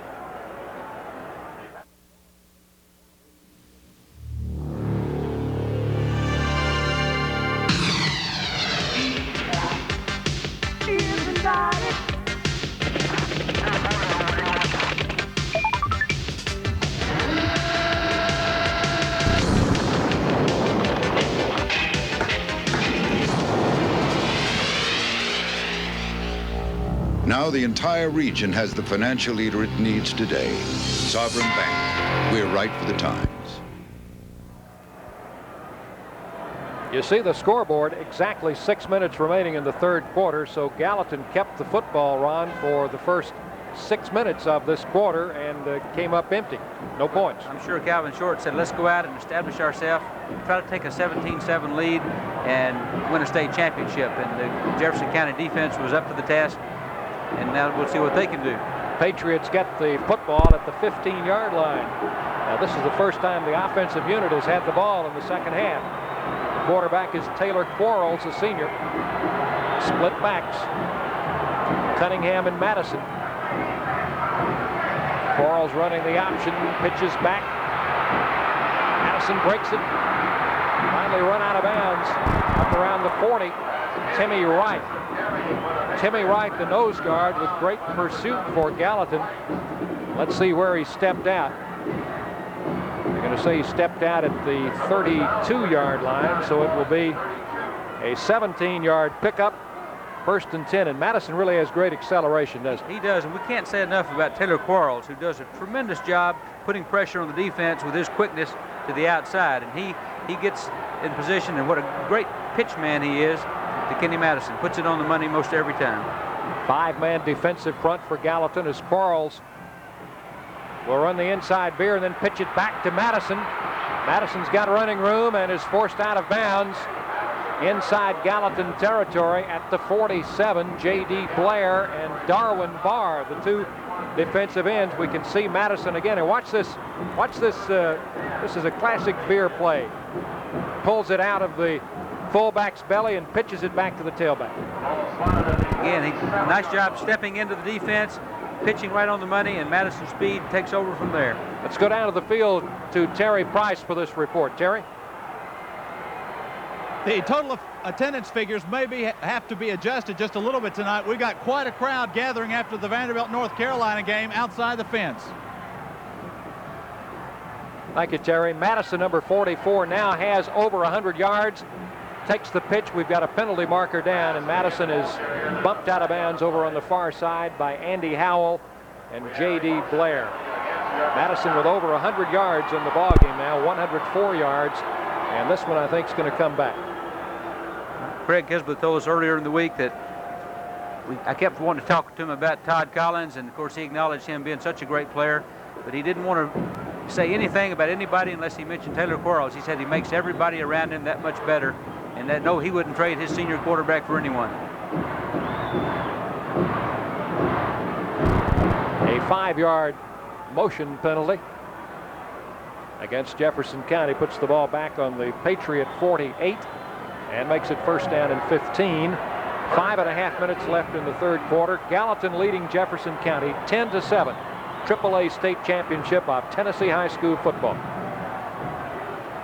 Quarles tried that quick spot pass over the middle to Todd Collins, and he had some pressure. Darwin Barr, number 82, we can watch it on the replay, put a strong rush on Quarles. Yeah, they were tugging at him as he threw the ball, and defensive backs were in position too. He had to throw into a crowd. There comes Barr. And that forced him to throw low, and it's second down. Interesting substitution, Dick, for Gallatin in the defensive backfield. Corey Lewis is in there, and Bubba Dunn. Second and long. Quarles fires it out there. It's complete, but it's not going to gain anything. Stephen Doris was there to force the play out of bounds along with J.D. Blair. I say those folks are having a good time. They're from Gallatin. Yeah, as long as that scoreboard's in their favor, they're going to be whooping it up. But these fans are knowledgeable. If Gallatin were to fall behind in the game, I think you'll see them reach down just as if the team were down and give it their best, and that's why they probably have to be one of the top football communities in the state. Yeah, we haven't mentioned that fact, but they do have outstanding support in Sumner County at Gallatin High School. Yeah, 6 o'clock, I think, is about an average arrival time for their fans at their 7:30 game. Third and long, split backs. Quarles fires the pass down, intended for Collins. Incomplete down at the 35-yard line. Bubba Dunn was defending for the Green Wave of Gallatin. Well, Bubba Dunn played that slant very well. Collins in position, but Dunn got between the passer and the receiver there and forced the pass to be a little high. So the Patriots will be forced to give up the football. 5 minutes and a little more left in the third quarter. Here you see Quarles. He looked for him twice, a couple times before he had to turn loose the ball because of the defensive rush. Dunn had him fronted that time. Johnny Williams in punt formation. Corey Lewis will take it. Looking for running room, and got hemmed in over there on the far side.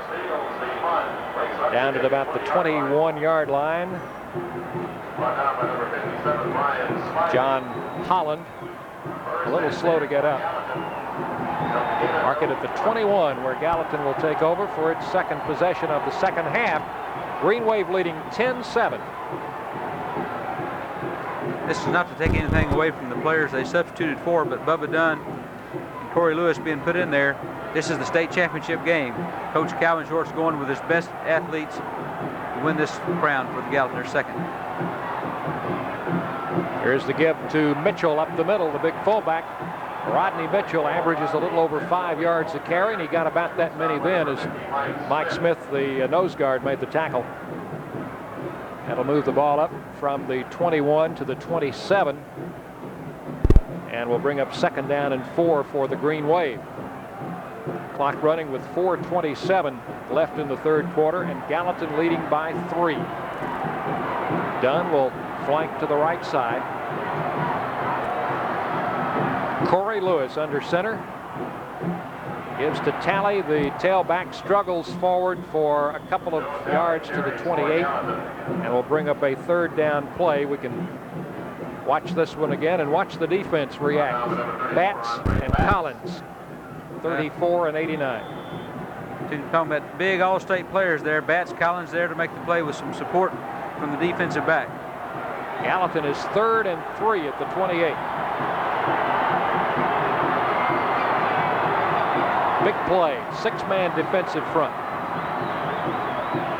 Lewis rolling, keeping hit and dropped. I don't think he made it. It's going to be very close. Johnny Williams on the tackle for the Patriots of Jefferson County. Appears to be about a half-yard short. They made a nice lunge at the end there, but didn't make it. The Jefferson County defense swarming. And Gallatin sending in the punting unit. Football at the 31, 4th down. Tommy Williams in punt formation, a dangerous returner back there, Madison, for Jefferson County. Where is that Madison? Let's see, doesn't look like it. Oh, what a kick. Well, that was not Madison. They had a different returner in there. Number 85, Jason Inslee was back for Jefferson County. With Gallatin leading 10-7, we'll pause now for these messages. I wonder why they didn't have Madison in there.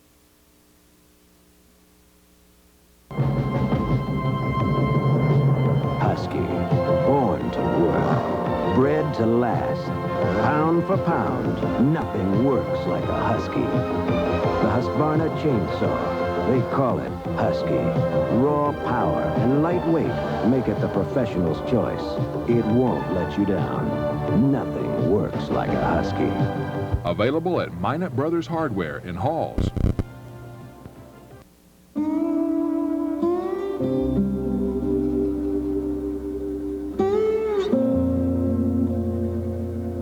In Tennessee, to see the important things in life, you don't have to go any further than the front porch.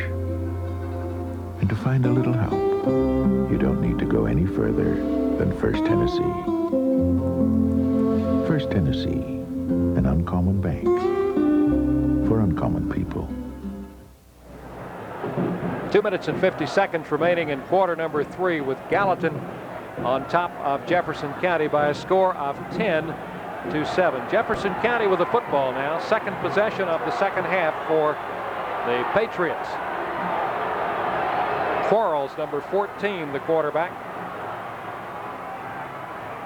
And a straight handoff to Cunningham. Bangs it up to the 25, 26-yard line. Got 3 or 4 yards. We want to mention the Legislative Council of the TSSAA. They write the Constitution and bylaws, and the 9 principals include Chairman William Stanfield of Nashville, Vice Chairman Galen Johnson of Maryville, George Williams of Memphis, Jim Pfeiffer of Chattanooga, Jerry Williams of Morristown, Gordon Perry of Brownsville, Kenneth Jackson of Santa Fe, Johnny Williams of Jackson, and Billy Joe Evans of Fayetteville. The Legislative Council. Here's Quarles running the option. Keeps. And picks up the first down for Jefferson County. Andy Howell made the tackle for the Gallatin Greenway. Dick, there's such intensity on the field. It's a crying shame that someone is going to have to lose this football game. Well, there'll be no ties, as you know. If there happens to be a tie, we'll play till somebody wins. First down, Jefferson County up at the 34-yard line. Quarles pitches back to Madison and bounced off a tackler and then got hit again immediately. Spun forward for 2 or 3 yards. Chuck Gibson, the linebacker, and Kenny Chapin in there, along with Andy Howell for Gallatin. The Sovereign Bank, your network sponsor of tonight's television coverage of the Clinic Bowl. Hopes you're enjoying the action. The Sovereign Bank, we are right for the times. Dick, there's a lot of fans around the state watching, but there's one guy, Michael St. John, out in Phoenix, Arizona, who's a big Greenway fan, and he cheered that last defensive play by Gallatin. Oh? Must have a long antenna. He's got one of those long antennas with a big dish. We've got a timeout called by Jefferson County with 1:09 remaining in quarter number 3. Gallatin leading by a score of 10-7. Right now, let's pause for these messages.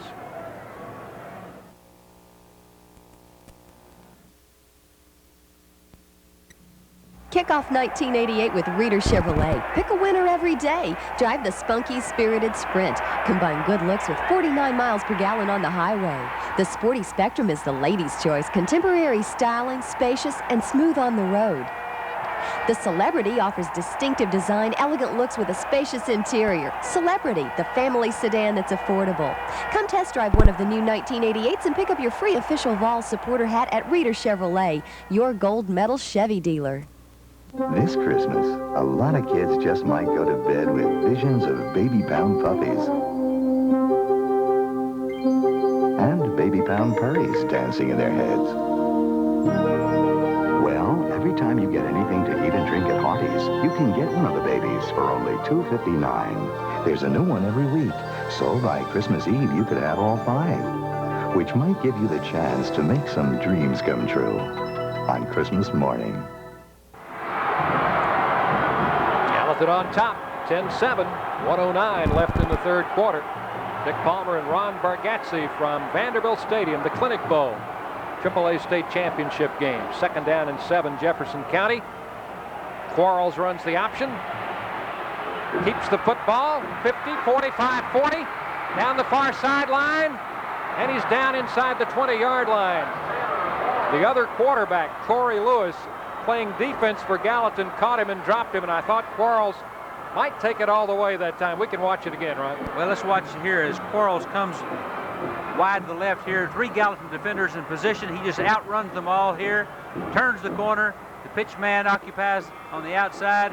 I believe Corey Lewis is the only guy in the stadium that can save that touchdown there, and only because he wanted to stop it so bad. What a great play by Taylor Quarles. 45 yards down to the Gallatin 18-yard line, where Jefferson County has a 1st and 10. Quarles handing to Cunningham, and he was dropped after a yard gain by Corey Lewis. Lewis is a senior, 6'2", 190. Will he be recruited as a quarterback or a defensive player? He can play both ways with equal ability. Well, it depends on where he goes and what happens when he gets there, but he sure has a lot of opportunities and a lot of alternatives there, because he could, I would think, play any number of positions on the collegiate level. Understand his parents have Auburn ties. 2nd down and 9. You've broken a few hearts there. From the 17-yard line. Jefferson County. Quarles on the option. Pitch. Fumble. Let's check the recovery. It remains in possession of Jefferson County. That ball went straight up in the air. Bottom of the pile. Brian Spivey, I think, recovered at number 57. We can see it again. Hit made by 77 Mo Williams, or was it Darwin Barr? Barr 82. Boy, what a great effort. Big scramble. As the third quarter has come to an end on that play with the score Gallatin 10 and Jefferson County 7. Right now, this from your network sponsor, the Sovereign Bank.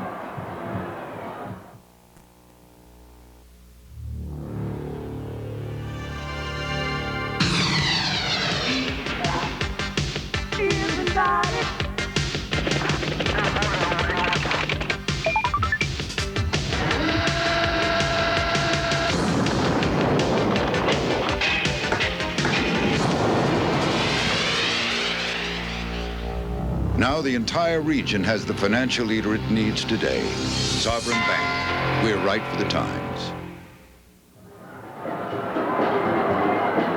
We go to the fourth quarter with Gallatin holding a 3-point lead after a scoreless third quarter, but Jefferson County is driving now at the 14-yard line. This is 3rd down, and they need about 6. Got to take it inside the 10 to about the 8 for a 1st down. Ooh, they jumped offside. That was 89 Collins, I believe, we jumped from. sure was. I believe he anticipated being the receiver on that play to try to get the first down or touchdown, and a little over anxious. Well, even the great ones make a mistake every now and then. 5-yard penalty. Now it is 3rd and 11, and will probably change the call for the Patriots as Quarles looks over to the sideline. Madison coming in with a play from the bench. Bobby Morgan had been in there briefly to replace him. Well, they trying to look forward a play or two here. If Jefferson County doesn't make it, Anthony Dawkins has about 35-yard range, and that's where he would kick from. Inslee is wide to the right side. Scott Henson is flanked left. As Quarles on 3rd down is back, pressured, got it to Madison. Madison is going to be hit and dropped. Darwin Barr held his ground. Madison that time was sort of a safety valve, I think. I believe they wanted to throw long. He couldn't find anybody. Right, Madison made a great effort there, but Barr was up there, and we'll have to give him the Defensive Player of the Drive award after that big hit on the fumble a while ago, and then that play there. After the play-action fake, Quarles, I think, expected to have a little more time. Had to throw it short to Madison, and to his credit, Madison just tried to make something out of nothing and couldn't do it. Barr made the defensive play. 4th down, they've got to go to the 8-yard line, and they're in 4-down territory, trailing by 3 points. They're going to go for it. Quarles to throw. Airs it out into the end zone, and it is caught for a touchdown. Jason Inslee, number 85 on the receiving end, and the defender was Corey Lewis for Gallatin. Inslee got behind him, and we'll be able to see this one again. Well, it took a perfect, nice pattern there, good throw. Lewis was in position. It took a perfect pass over his outstretched arms, right on the back line of the end zone for the score. Let's watch the play. There you see Inslee being congratulated on the sidelines as Jefferson County goes out in front. We'll try to have that one for you in just a moment. We'll have the point after attempt now by Anthony Dawkins. 13-10 Jefferson County. You see the time, 11:03 remaining, and the kick is blocked. So we've got a 3-point ball game. Bubba Dunn blocked the extra point attempt, and a 3-point game now with Jefferson County in the lead. Here's the touchdown play, Ron. Nice quickness on the drop there. Quarles sets up, steps up into the pocket.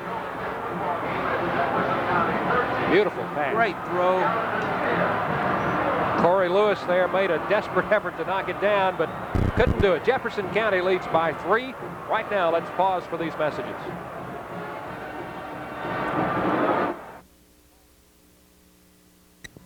Hall's Motor Products, Hall's most complete automotive parts store with experienced sales personnel for all your automotive needs. Open 7 days a week, providing the do-it-yourselfers, garages, and body shops with quality parts and DuPont automotive paints. Hall's Motor Products features a complete automotive machine shop with highly trained machinists. They have a large stock of remanufactured engines, heads, and reground crankshafts. Call 922-7416 for the best price in town. Hall's Motor Products, in front of Hall's High.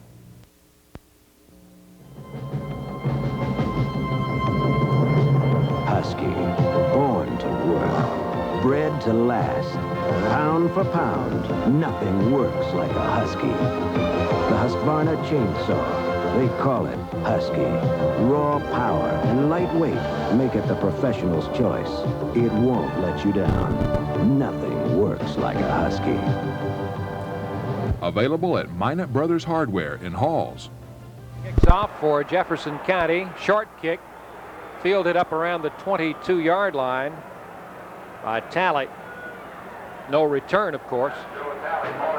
And the Gallatin Green Wave now trailing by 3 points. Will have the football at the 22-yard line. We hope you're enjoying this AAA championship game because we're enjoying bringing it to you. It's an outstanding contest between two very, very fine teams. Jefferson County 14-0, undefeated and ranked number 1 in the state coming in. Gallatin 12-2. Here's Corey Lewis giving on the inside handoff to the fullback as Mitchell moves up over the 25 to near the 27. Mike Smith, the nose guard, made the tackle for Jefferson County. Plenty of time left. That's really not that much of a factor now, Ron. Predict from the opening gun, you felt like this game may go right down to the last play or the final horn. But after that missed conversion of the extra point a few minutes ago with a 3-point lead, you sort of feel like you could have overtime, or the last play may win the game. Second down. Lewis is checking off. He got down under center and then decided to change the play. Lewis to throw. Out to Bubba Dunn, who's got it. And will have a first down as he crosses the 35 up to the 37-yard line. Todd Collins, 89, and number 5, Tracy Ivy, made the tackle. We'll look at it again and watch him change. Well, you didn't get to see that, but he changed the play, Ron, right at the last second. Well, he recognized Dunn was in single coverage out there. The bond that exists between the quarterback and his favorite receiver was there. He knew that he could get the first down with a throw, and he got a few extra yards. Gain of 10 and a first down at the Gallatin 37. Lewis gives to the tailback. A little bit of misdirection, didn't fool anybody. David Satterfield, the linebacker, stood his ground and made the tackle for the Patriots. Todd Collins was coming on the blitz there, and as has been the case all year with that great Jefferson County defense, Satterfield was there to plug up the hole and stop him for a short gain. Henry Adams has checked in at tailback for Gallatin, replacing Joe Talley. 2nd and 9 for the Green Wave. Football at the 38. Corey Lewis to throw. Faked short, wanted to go long, and then got blindsided back at the 31-yard line by Paul Helton, a 200-pound junior defensive end. A lot of credit should go there to the defensive backs of Jefferson County when they covered the Gallatin receivers. There was no one to throw to, and good pursuit from the weak side there throws the Green Wave for a loss. You'll see it again, and watch number 84 Helton come in from the right of your screen. And Lewis was looking, he was just cranking it up to throw long, and boy, he got blindsided. Well, he wanted to hit Dunn. He did the pump fake there. Dunn did a little curl, and then he flew down the right side after, but the defensive back was there. They got tangled up a bit. No one was open. Jefferson County is taking a timeout with 8 minutes and 56 seconds remaining in the ball game, and the Patriots are leading Gallatin by a score of 13-10. Right now, we have a message from the TSSAA.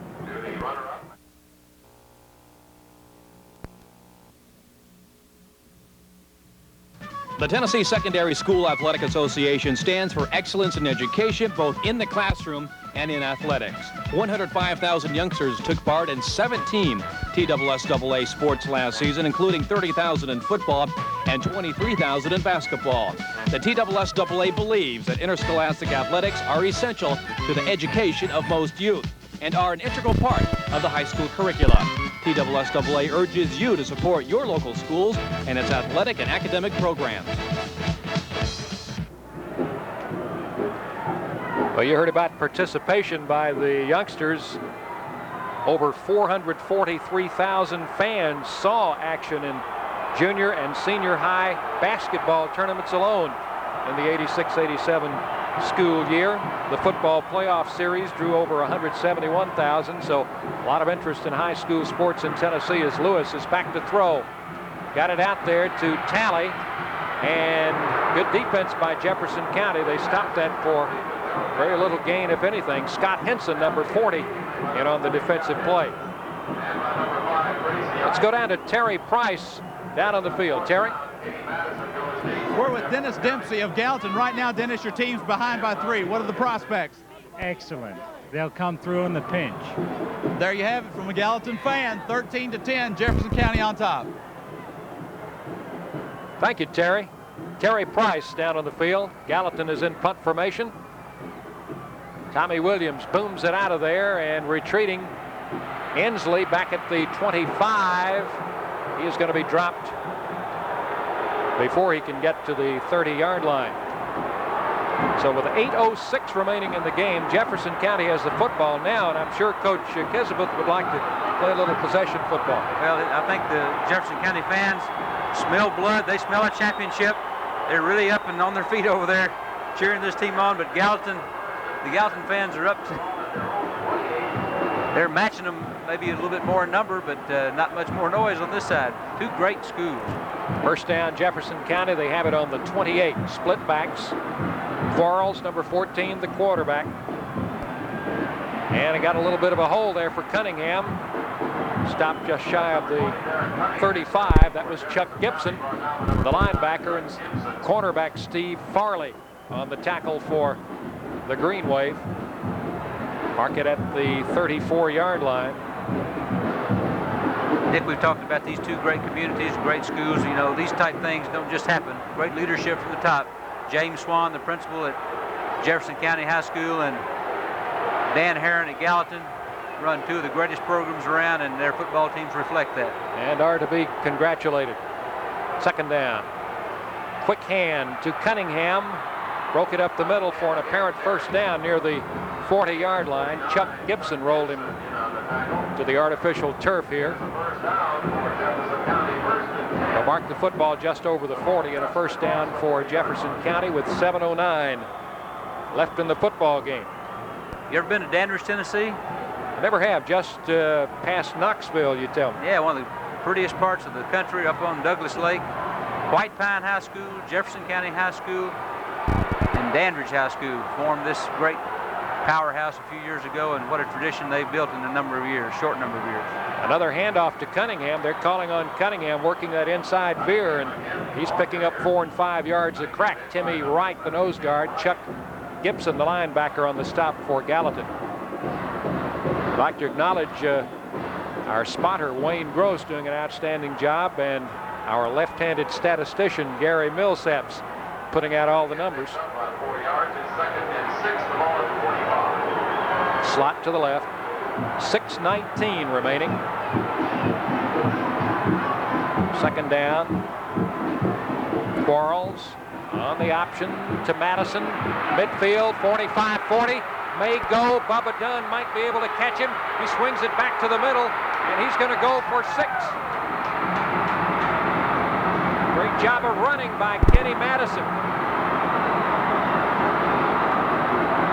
What a combo. As a defensive back, you're right there, and you see Taylor Quarles coming at you with his great speed, intelligence, and timing. And then Kenny Madison with unbelievable speed there, and a great cutback for the touchdown. That may put it on ice for the Patriots of Jefferson County. 55 yards on the touchdown run by number 44, Kenny Madison, a senior, 6'2", 180 pounds, first team All-State by the Associated Press. We will have the point after, and then we'll get to see that touchdown run again. Madison now, Ron, with 162 yards and 15 carries. Well, they have such a great balance in their offense. Craig Kisbeth has put together, with the great athletes he has, an offense that hits you strong up the middle with Cunningham or Madison.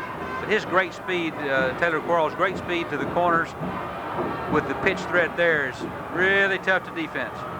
Score comes with 5 minutes and 58 seconds remaining in the ball game, and here we can see it. Watch Madison, 44, take the pitch. Nice cutback right here. Bubba Dunn turns him back, but too much speed. A lot of turf to run with there, and those fans from East Tennessee are out of their minds on the other side of the field. Yeah, that was an excellent job by Madison of getting away from Dunn, who had a pretty good angle on him. They're going to go for 2. Quarles, same play. Madison heading for the end zone and gets in there for the 2-point conversion, which makes the score now 21-10. And we mentioned that Jefferson County wanted to play some possession ball. They actually didn't keep it that long. They took it on in the score. I think they'll take the points.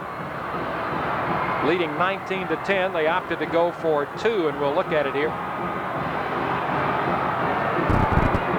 We're not surprised that they picked the veer option to the right with Madison as a pitch man. I think that's their bread and butter. Early in the game, they were running that play with a lot of success, and then in the third quarter, Quarles, after I'm sure Gallatin made some adjustments, Quarles kept the ball several times on that play, and he made good yardage, and now they've gone back to the pitch. Well, it's the equivalent of establishing the running game to pass or vice versa, and that puts so much pressure on the defensive back on those corners and ends when that quarterback comes out there like that. You know, it looks easy when it's performed like that, but it's really a very difficult timing play between the quarterback and the trailing back.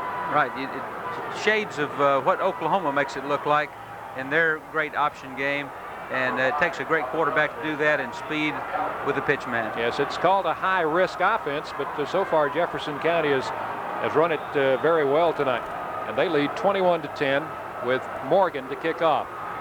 Booming kick will be taken by Bubba Dunn at the 3. Right back up the middle and tripped up as he reaches the 20-yard line.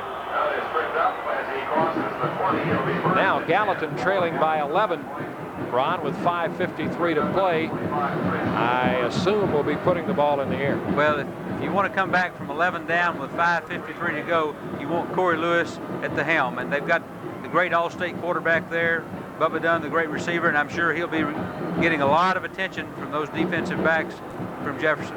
And I'm sure they will loosen up a bit. Look how loose the Jefferson County defense is as Lewis rolls to the left. Pass is caught and then dropped. It'll be an incompletion. At the Gallatin practice Wednesday, I noticed they were working on a flea flicker play quite a bit. They were working on the timing of it, so I think this is probably a situation where they need to score quickly, get back in the game, and we may look for that here in the next play or two. It is second down at the 21-yard line. Adams replaces Talley at tailback for the Green Wave. Jefferson County leading 21-10. Patriots are going for their 15th consecutive win. They're 14-0 coming in. Corey Lewis, straight drop. And now he'll have to scramble and get knocked down at just about the line of scrimmage. Off the bottom of the pile, the nose guard, Mike Smith, for Jefferson County, along with Johnny Williams. Now third and 10. This veteran Jefferson County defense knows the situation Gallatin's in. They've got to throw, and so they did a good job stunning up front, bringing linebackers and putting too much pressure on Lewis. Not enough time for the receivers to get open. See the Gallatin coaching staff on the sidelines. Third down. Lewis barking the signals. And pressured again, dropped again. Boy, Jefferson County's defense is really playing. Andre Batts that time on the tackle. Back at the 18, and they're going to have to give up the football. Gallatin is, fourth down. Andre Batts, first team All-State defensive player. He's a senior, as are most of the starters in this game. Inslee is retreating for the Patriots. And Tommy Williams to punt for Gallatin. 4:07 left in the game. Nice, high, deep, spiraling kick. Fair catch called for, taken at the 46-yard line by Inslee. So now Jefferson County with the football and leading 21-10, and you'd have to like their chances at this point. Well, they look awfully strong, I think, as the game has worn on. Even though they do have players going both ways, much more so than Gallatin, that strength that they have and the great speed on the outside with the quarterback and the pitchman, Kenny Madison, may be too much for this Gallatin team to overcome. Just under 4 minutes left in the game. Quarles, the quarterback. And he calls on Cunningham, breaks it 50, 45, 40, 30, down near the 28-yard line. Ball popped free, but the whistle had sounded. Darren Cunningham.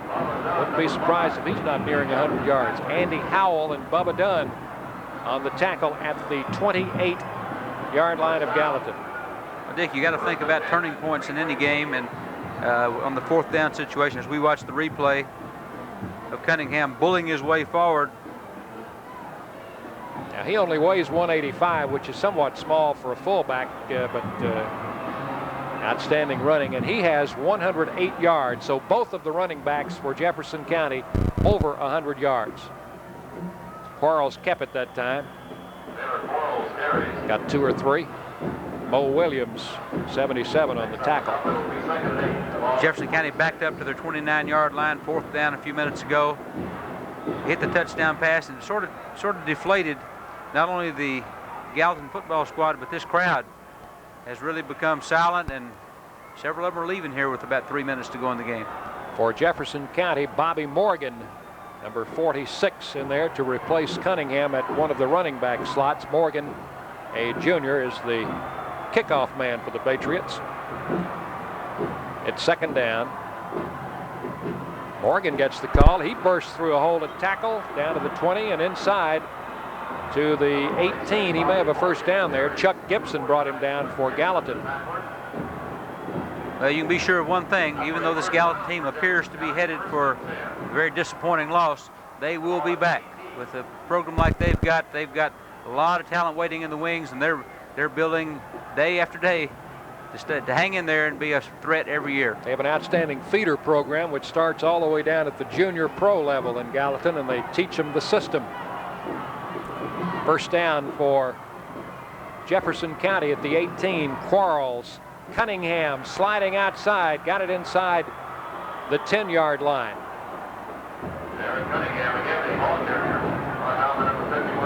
J.D. Blair made the tackle.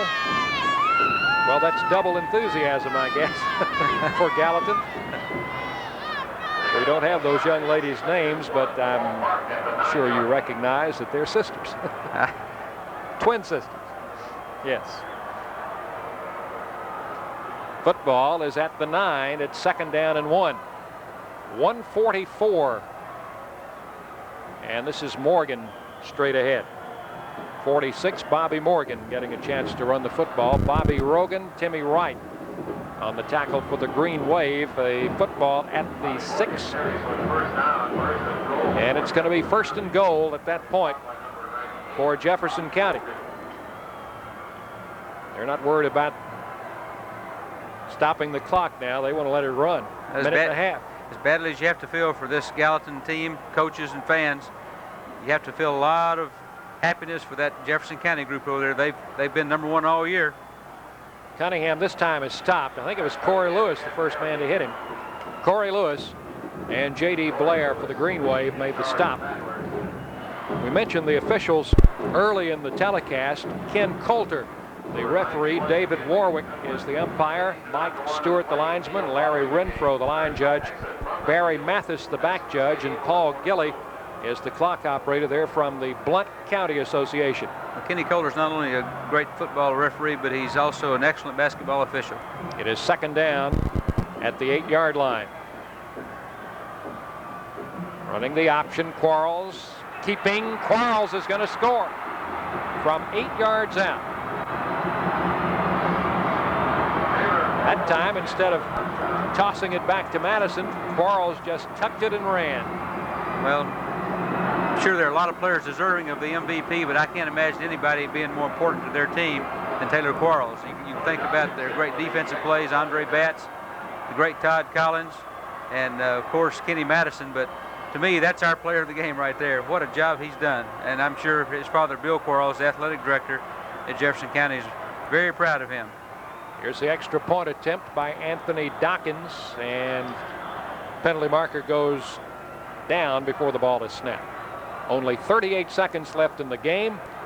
Jefferson County has this one safely tucked away, 27-10, and this will be the first state championship for Jefferson County. That school hasn't been in existence all that long, has it? No, it hasn't. And you mentioned Craig Kisbeth, and what a job in his 6 years they've done there. 57-3 in regular season games. That's just hard to imagine.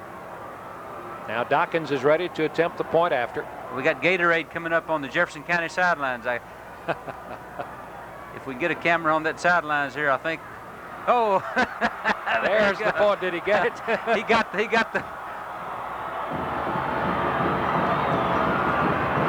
It's probably the best cold shower he's ever had. All right. You can look at the touchdown run again. Look at Quarles here, fight off the defender, cut it back upfield there, show great quickness to the end zone, and that's sort of the icing on the cake. Scores Jefferson County 28, Gallatin 10 with 38 seconds remaining in the ball game. Now a message from the TSSAA.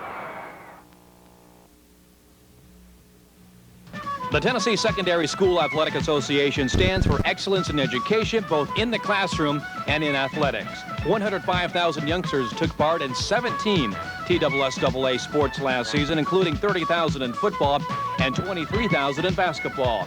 The TSSAA believes that interscholastic athletics are essential to the education of most youth and are an integral part of the high school curricula. TSSAA urges you to support your local schools and its athletic and academic programs.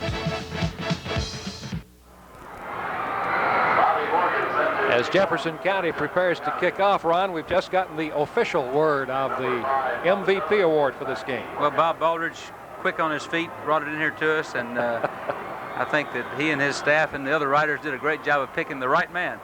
Taylor Quarles, the quarterback for Jefferson County, gets the MVP award as the kickoff is going to be returned to the 35-yard line, or back closer to the 30 where he stepped out of bounds, and Gallatin will have it for one last series. Only 34 seconds left in the ball game. Coach Kisbeth has had a cold shower on the other side of the field. he feels no pain over there. At this point, those goosebumps are already there, so a little more water doesn't make any difference. Corey Lewis, the quarterback. Back to throw. Going to go long for Bubba Dunn. And overshot him. Was that intercepted? Yes. It was. Jefferson County has the ball back on the interception. And that's number 80, Glenn Purrier, a senior. He's a backup player, not a starter, and he just had a big thrill making an interception in the Clinic Bowl. Well, old Glenn hadn't seen much action tonight and hadn't gotten his name called, but he sure did something he'll remember for a long time. He'll tell his grandchildren that he made the big play to turn the game around. With 27 seconds left, 28-10, Jefferson County leading in this AAA state championship game. Gallatin won the state championship in 1978, defeating Chattanooga Red Bank, as Jefferson County will run the clock out. And they were defeated in the championship game in 1982 by Lincoln County in overtime, 13-10. We have Eric Hutchins in at quarterback for the last couple of plays as the clock is running down. Hutchins, a sophomore, got in there for one snap, I think. The ball game is over. Jefferson County comes from behind to defeat Gallatin 28-10 in the AAA championship game. Gallatin led 10-7 at halftime, so the Patriots with a big 21-0 edge in the second half. Well, that was a blistering ground game. I think that the quarterback, Taylor Quarles, did such a job keying that option and making that ground game go with Kenny Madison's speed on the outside, Cunningham down the gut, and you just can't say enough about the strength of this team. I think they deserve their #1 ranking in the state and #6 in the USA. We're going to try to grab the Jefferson County coach, Coach Kisbeth, when we have an opportunity down on the field. Got some comments from him, and I'm sure the long drive from East Tennessee has been well worth it for all those fans you see there cheering their team. Well, Craig Kisbeth is from a family of 5 boys, and I asked him before the game how many of their family was here, and he started going down fingers and toes, and he said, everybody. Jefferson County goes undefeated, 15 wins, no losses in this 1987 season, and they cap it off with a big win in the Clinic Bowl in the state championship game by a score of 28-10 over Gallatin. The teams remain on the field for the presentation of the trophies. And let's don't forget this Gallatin team, which had some difficulty in the middle of the season, Ron, with 2 straight losses, and then came back to finish strong and went through 4 games in the playoffs to get here. Well, they lost to Smyrna and Germantown back-to-back, came back and beat Germantown in the semifinals to get to the final game, and Gallatin has to take a backseat to no one. They have a class program and class people representing their school all the way down the line, and they'll be back. You can rest assured of that. It's Coach George McIntyre on the field with the trophy, which will be presented to Gallatin, the second-place trophy. Coach Mack, the chairman of this year's Clinic Bowl. He's done, and let's don't forget also to recognize the Nashville Area Junior Chamber of Commerce and the TSSAA. They throw quite a party. So Gallatin is the runner-up. There you see the green wave, and naturally they're a little bit down right now. Dick, we've worked with several people, but having Bob and Mary and this group of Hoosiers come in here, they sure put on a first-class job with this production, too. Coach Kesabeth getting a plaque, and the championship trophy will be presented to the team. It's Ronnie Carter of the TSSAA. Craig showing a little moisture on his back from the dousing he had. He's bringing the whole team out to receive this. A little bubbly out there. That 7-Up spewing everywhere. The MVP award also is being announced at this time. Taylor Quarles, I'm sure he's not aware of it as of yet. And the announcement is made. Taylor Quarles gets the MVP award.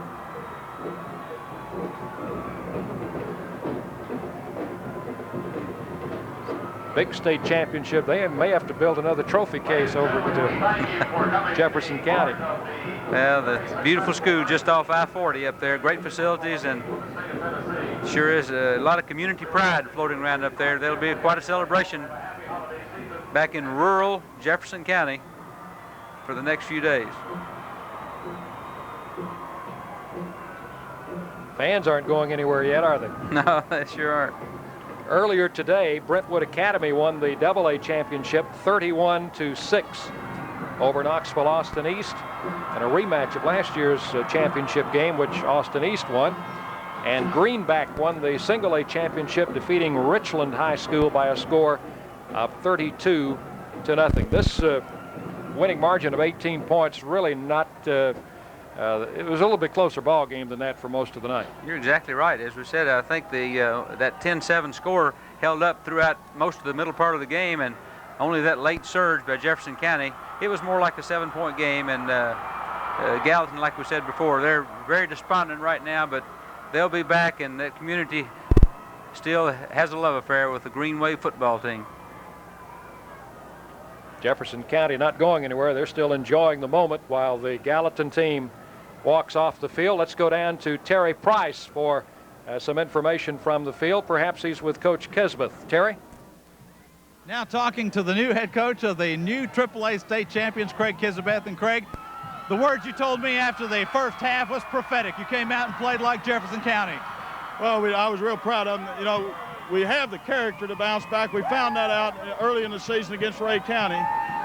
We went into the halftime and got those seniors together, which we're all senior team, and told them that right now is when all that character's got to come out within you. And they did an outstanding job in coming out and taking advantage of some things that Gallatin was giving to us. And it was just an outstanding second half effort. I commend these seniors for what they've done. It's just I'm stunned right now. I don't know how to feel about it. It's completely something completely from what I've ever experienced in my life. Coach, the polls have said it all along. This game confirmed it. You're truly number one. Tell us about two series. One, you held Gallatin out of the end zone the third quarter. Two, you came back with a long touchdown pass. I think the stand that we had down there maybe destroyed a little bit of hopes that they had in getting total control of the football game. Our offense was able to come back and make great things happen. And from that point on, I felt like it was our ball game. It seemed to go uphill from that, downhill from that point on. Congratulations, Craig Kesbeth of the Jefferson County Patriots. Back up to the booth. Thank you, Terry, and our thanks to Coach Kesbeth for visiting with us after the ball game. His team a winner by a score of 28-10.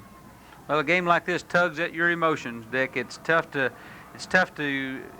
totally enjoy the victory for Jefferson County without feeling so sorry for the great effort this Gallatin team put forth. But somebody's got to win, and Jefferson County did it with class, and they did it with an outstanding football team, and it looks like a superior football team. But I'm sure Gallatin would like to have another shot at them. Yes, what you say is true. At the end of the season in any championship event, the losing team, it's really a long time until next season. They have a lot of time to dwell on it. They don't have a game next week to prepare for, but they've got nothing to be ashamed of course, with a 12-2 mark, and playing for the state championship, quite an honor in itself.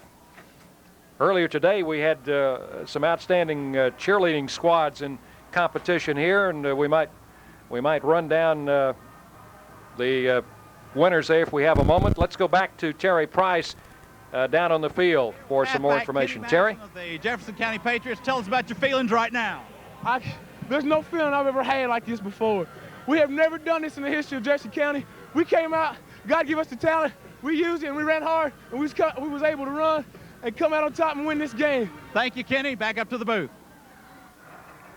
Thank you, Terry, for your work on the field tonight. And Ron Bargatze, enjoyed working with you, Bob Caldwell, Mary, and all of the crew.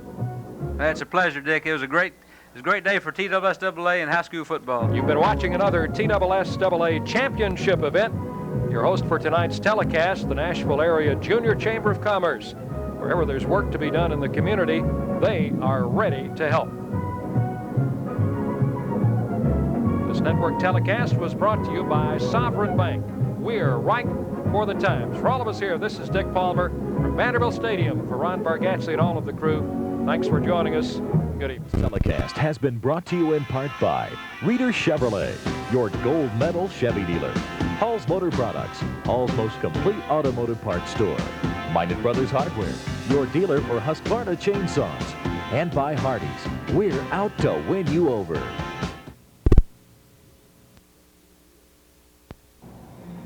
Merry Christmas. And happy holidays from everyone here at WKCH TV 43.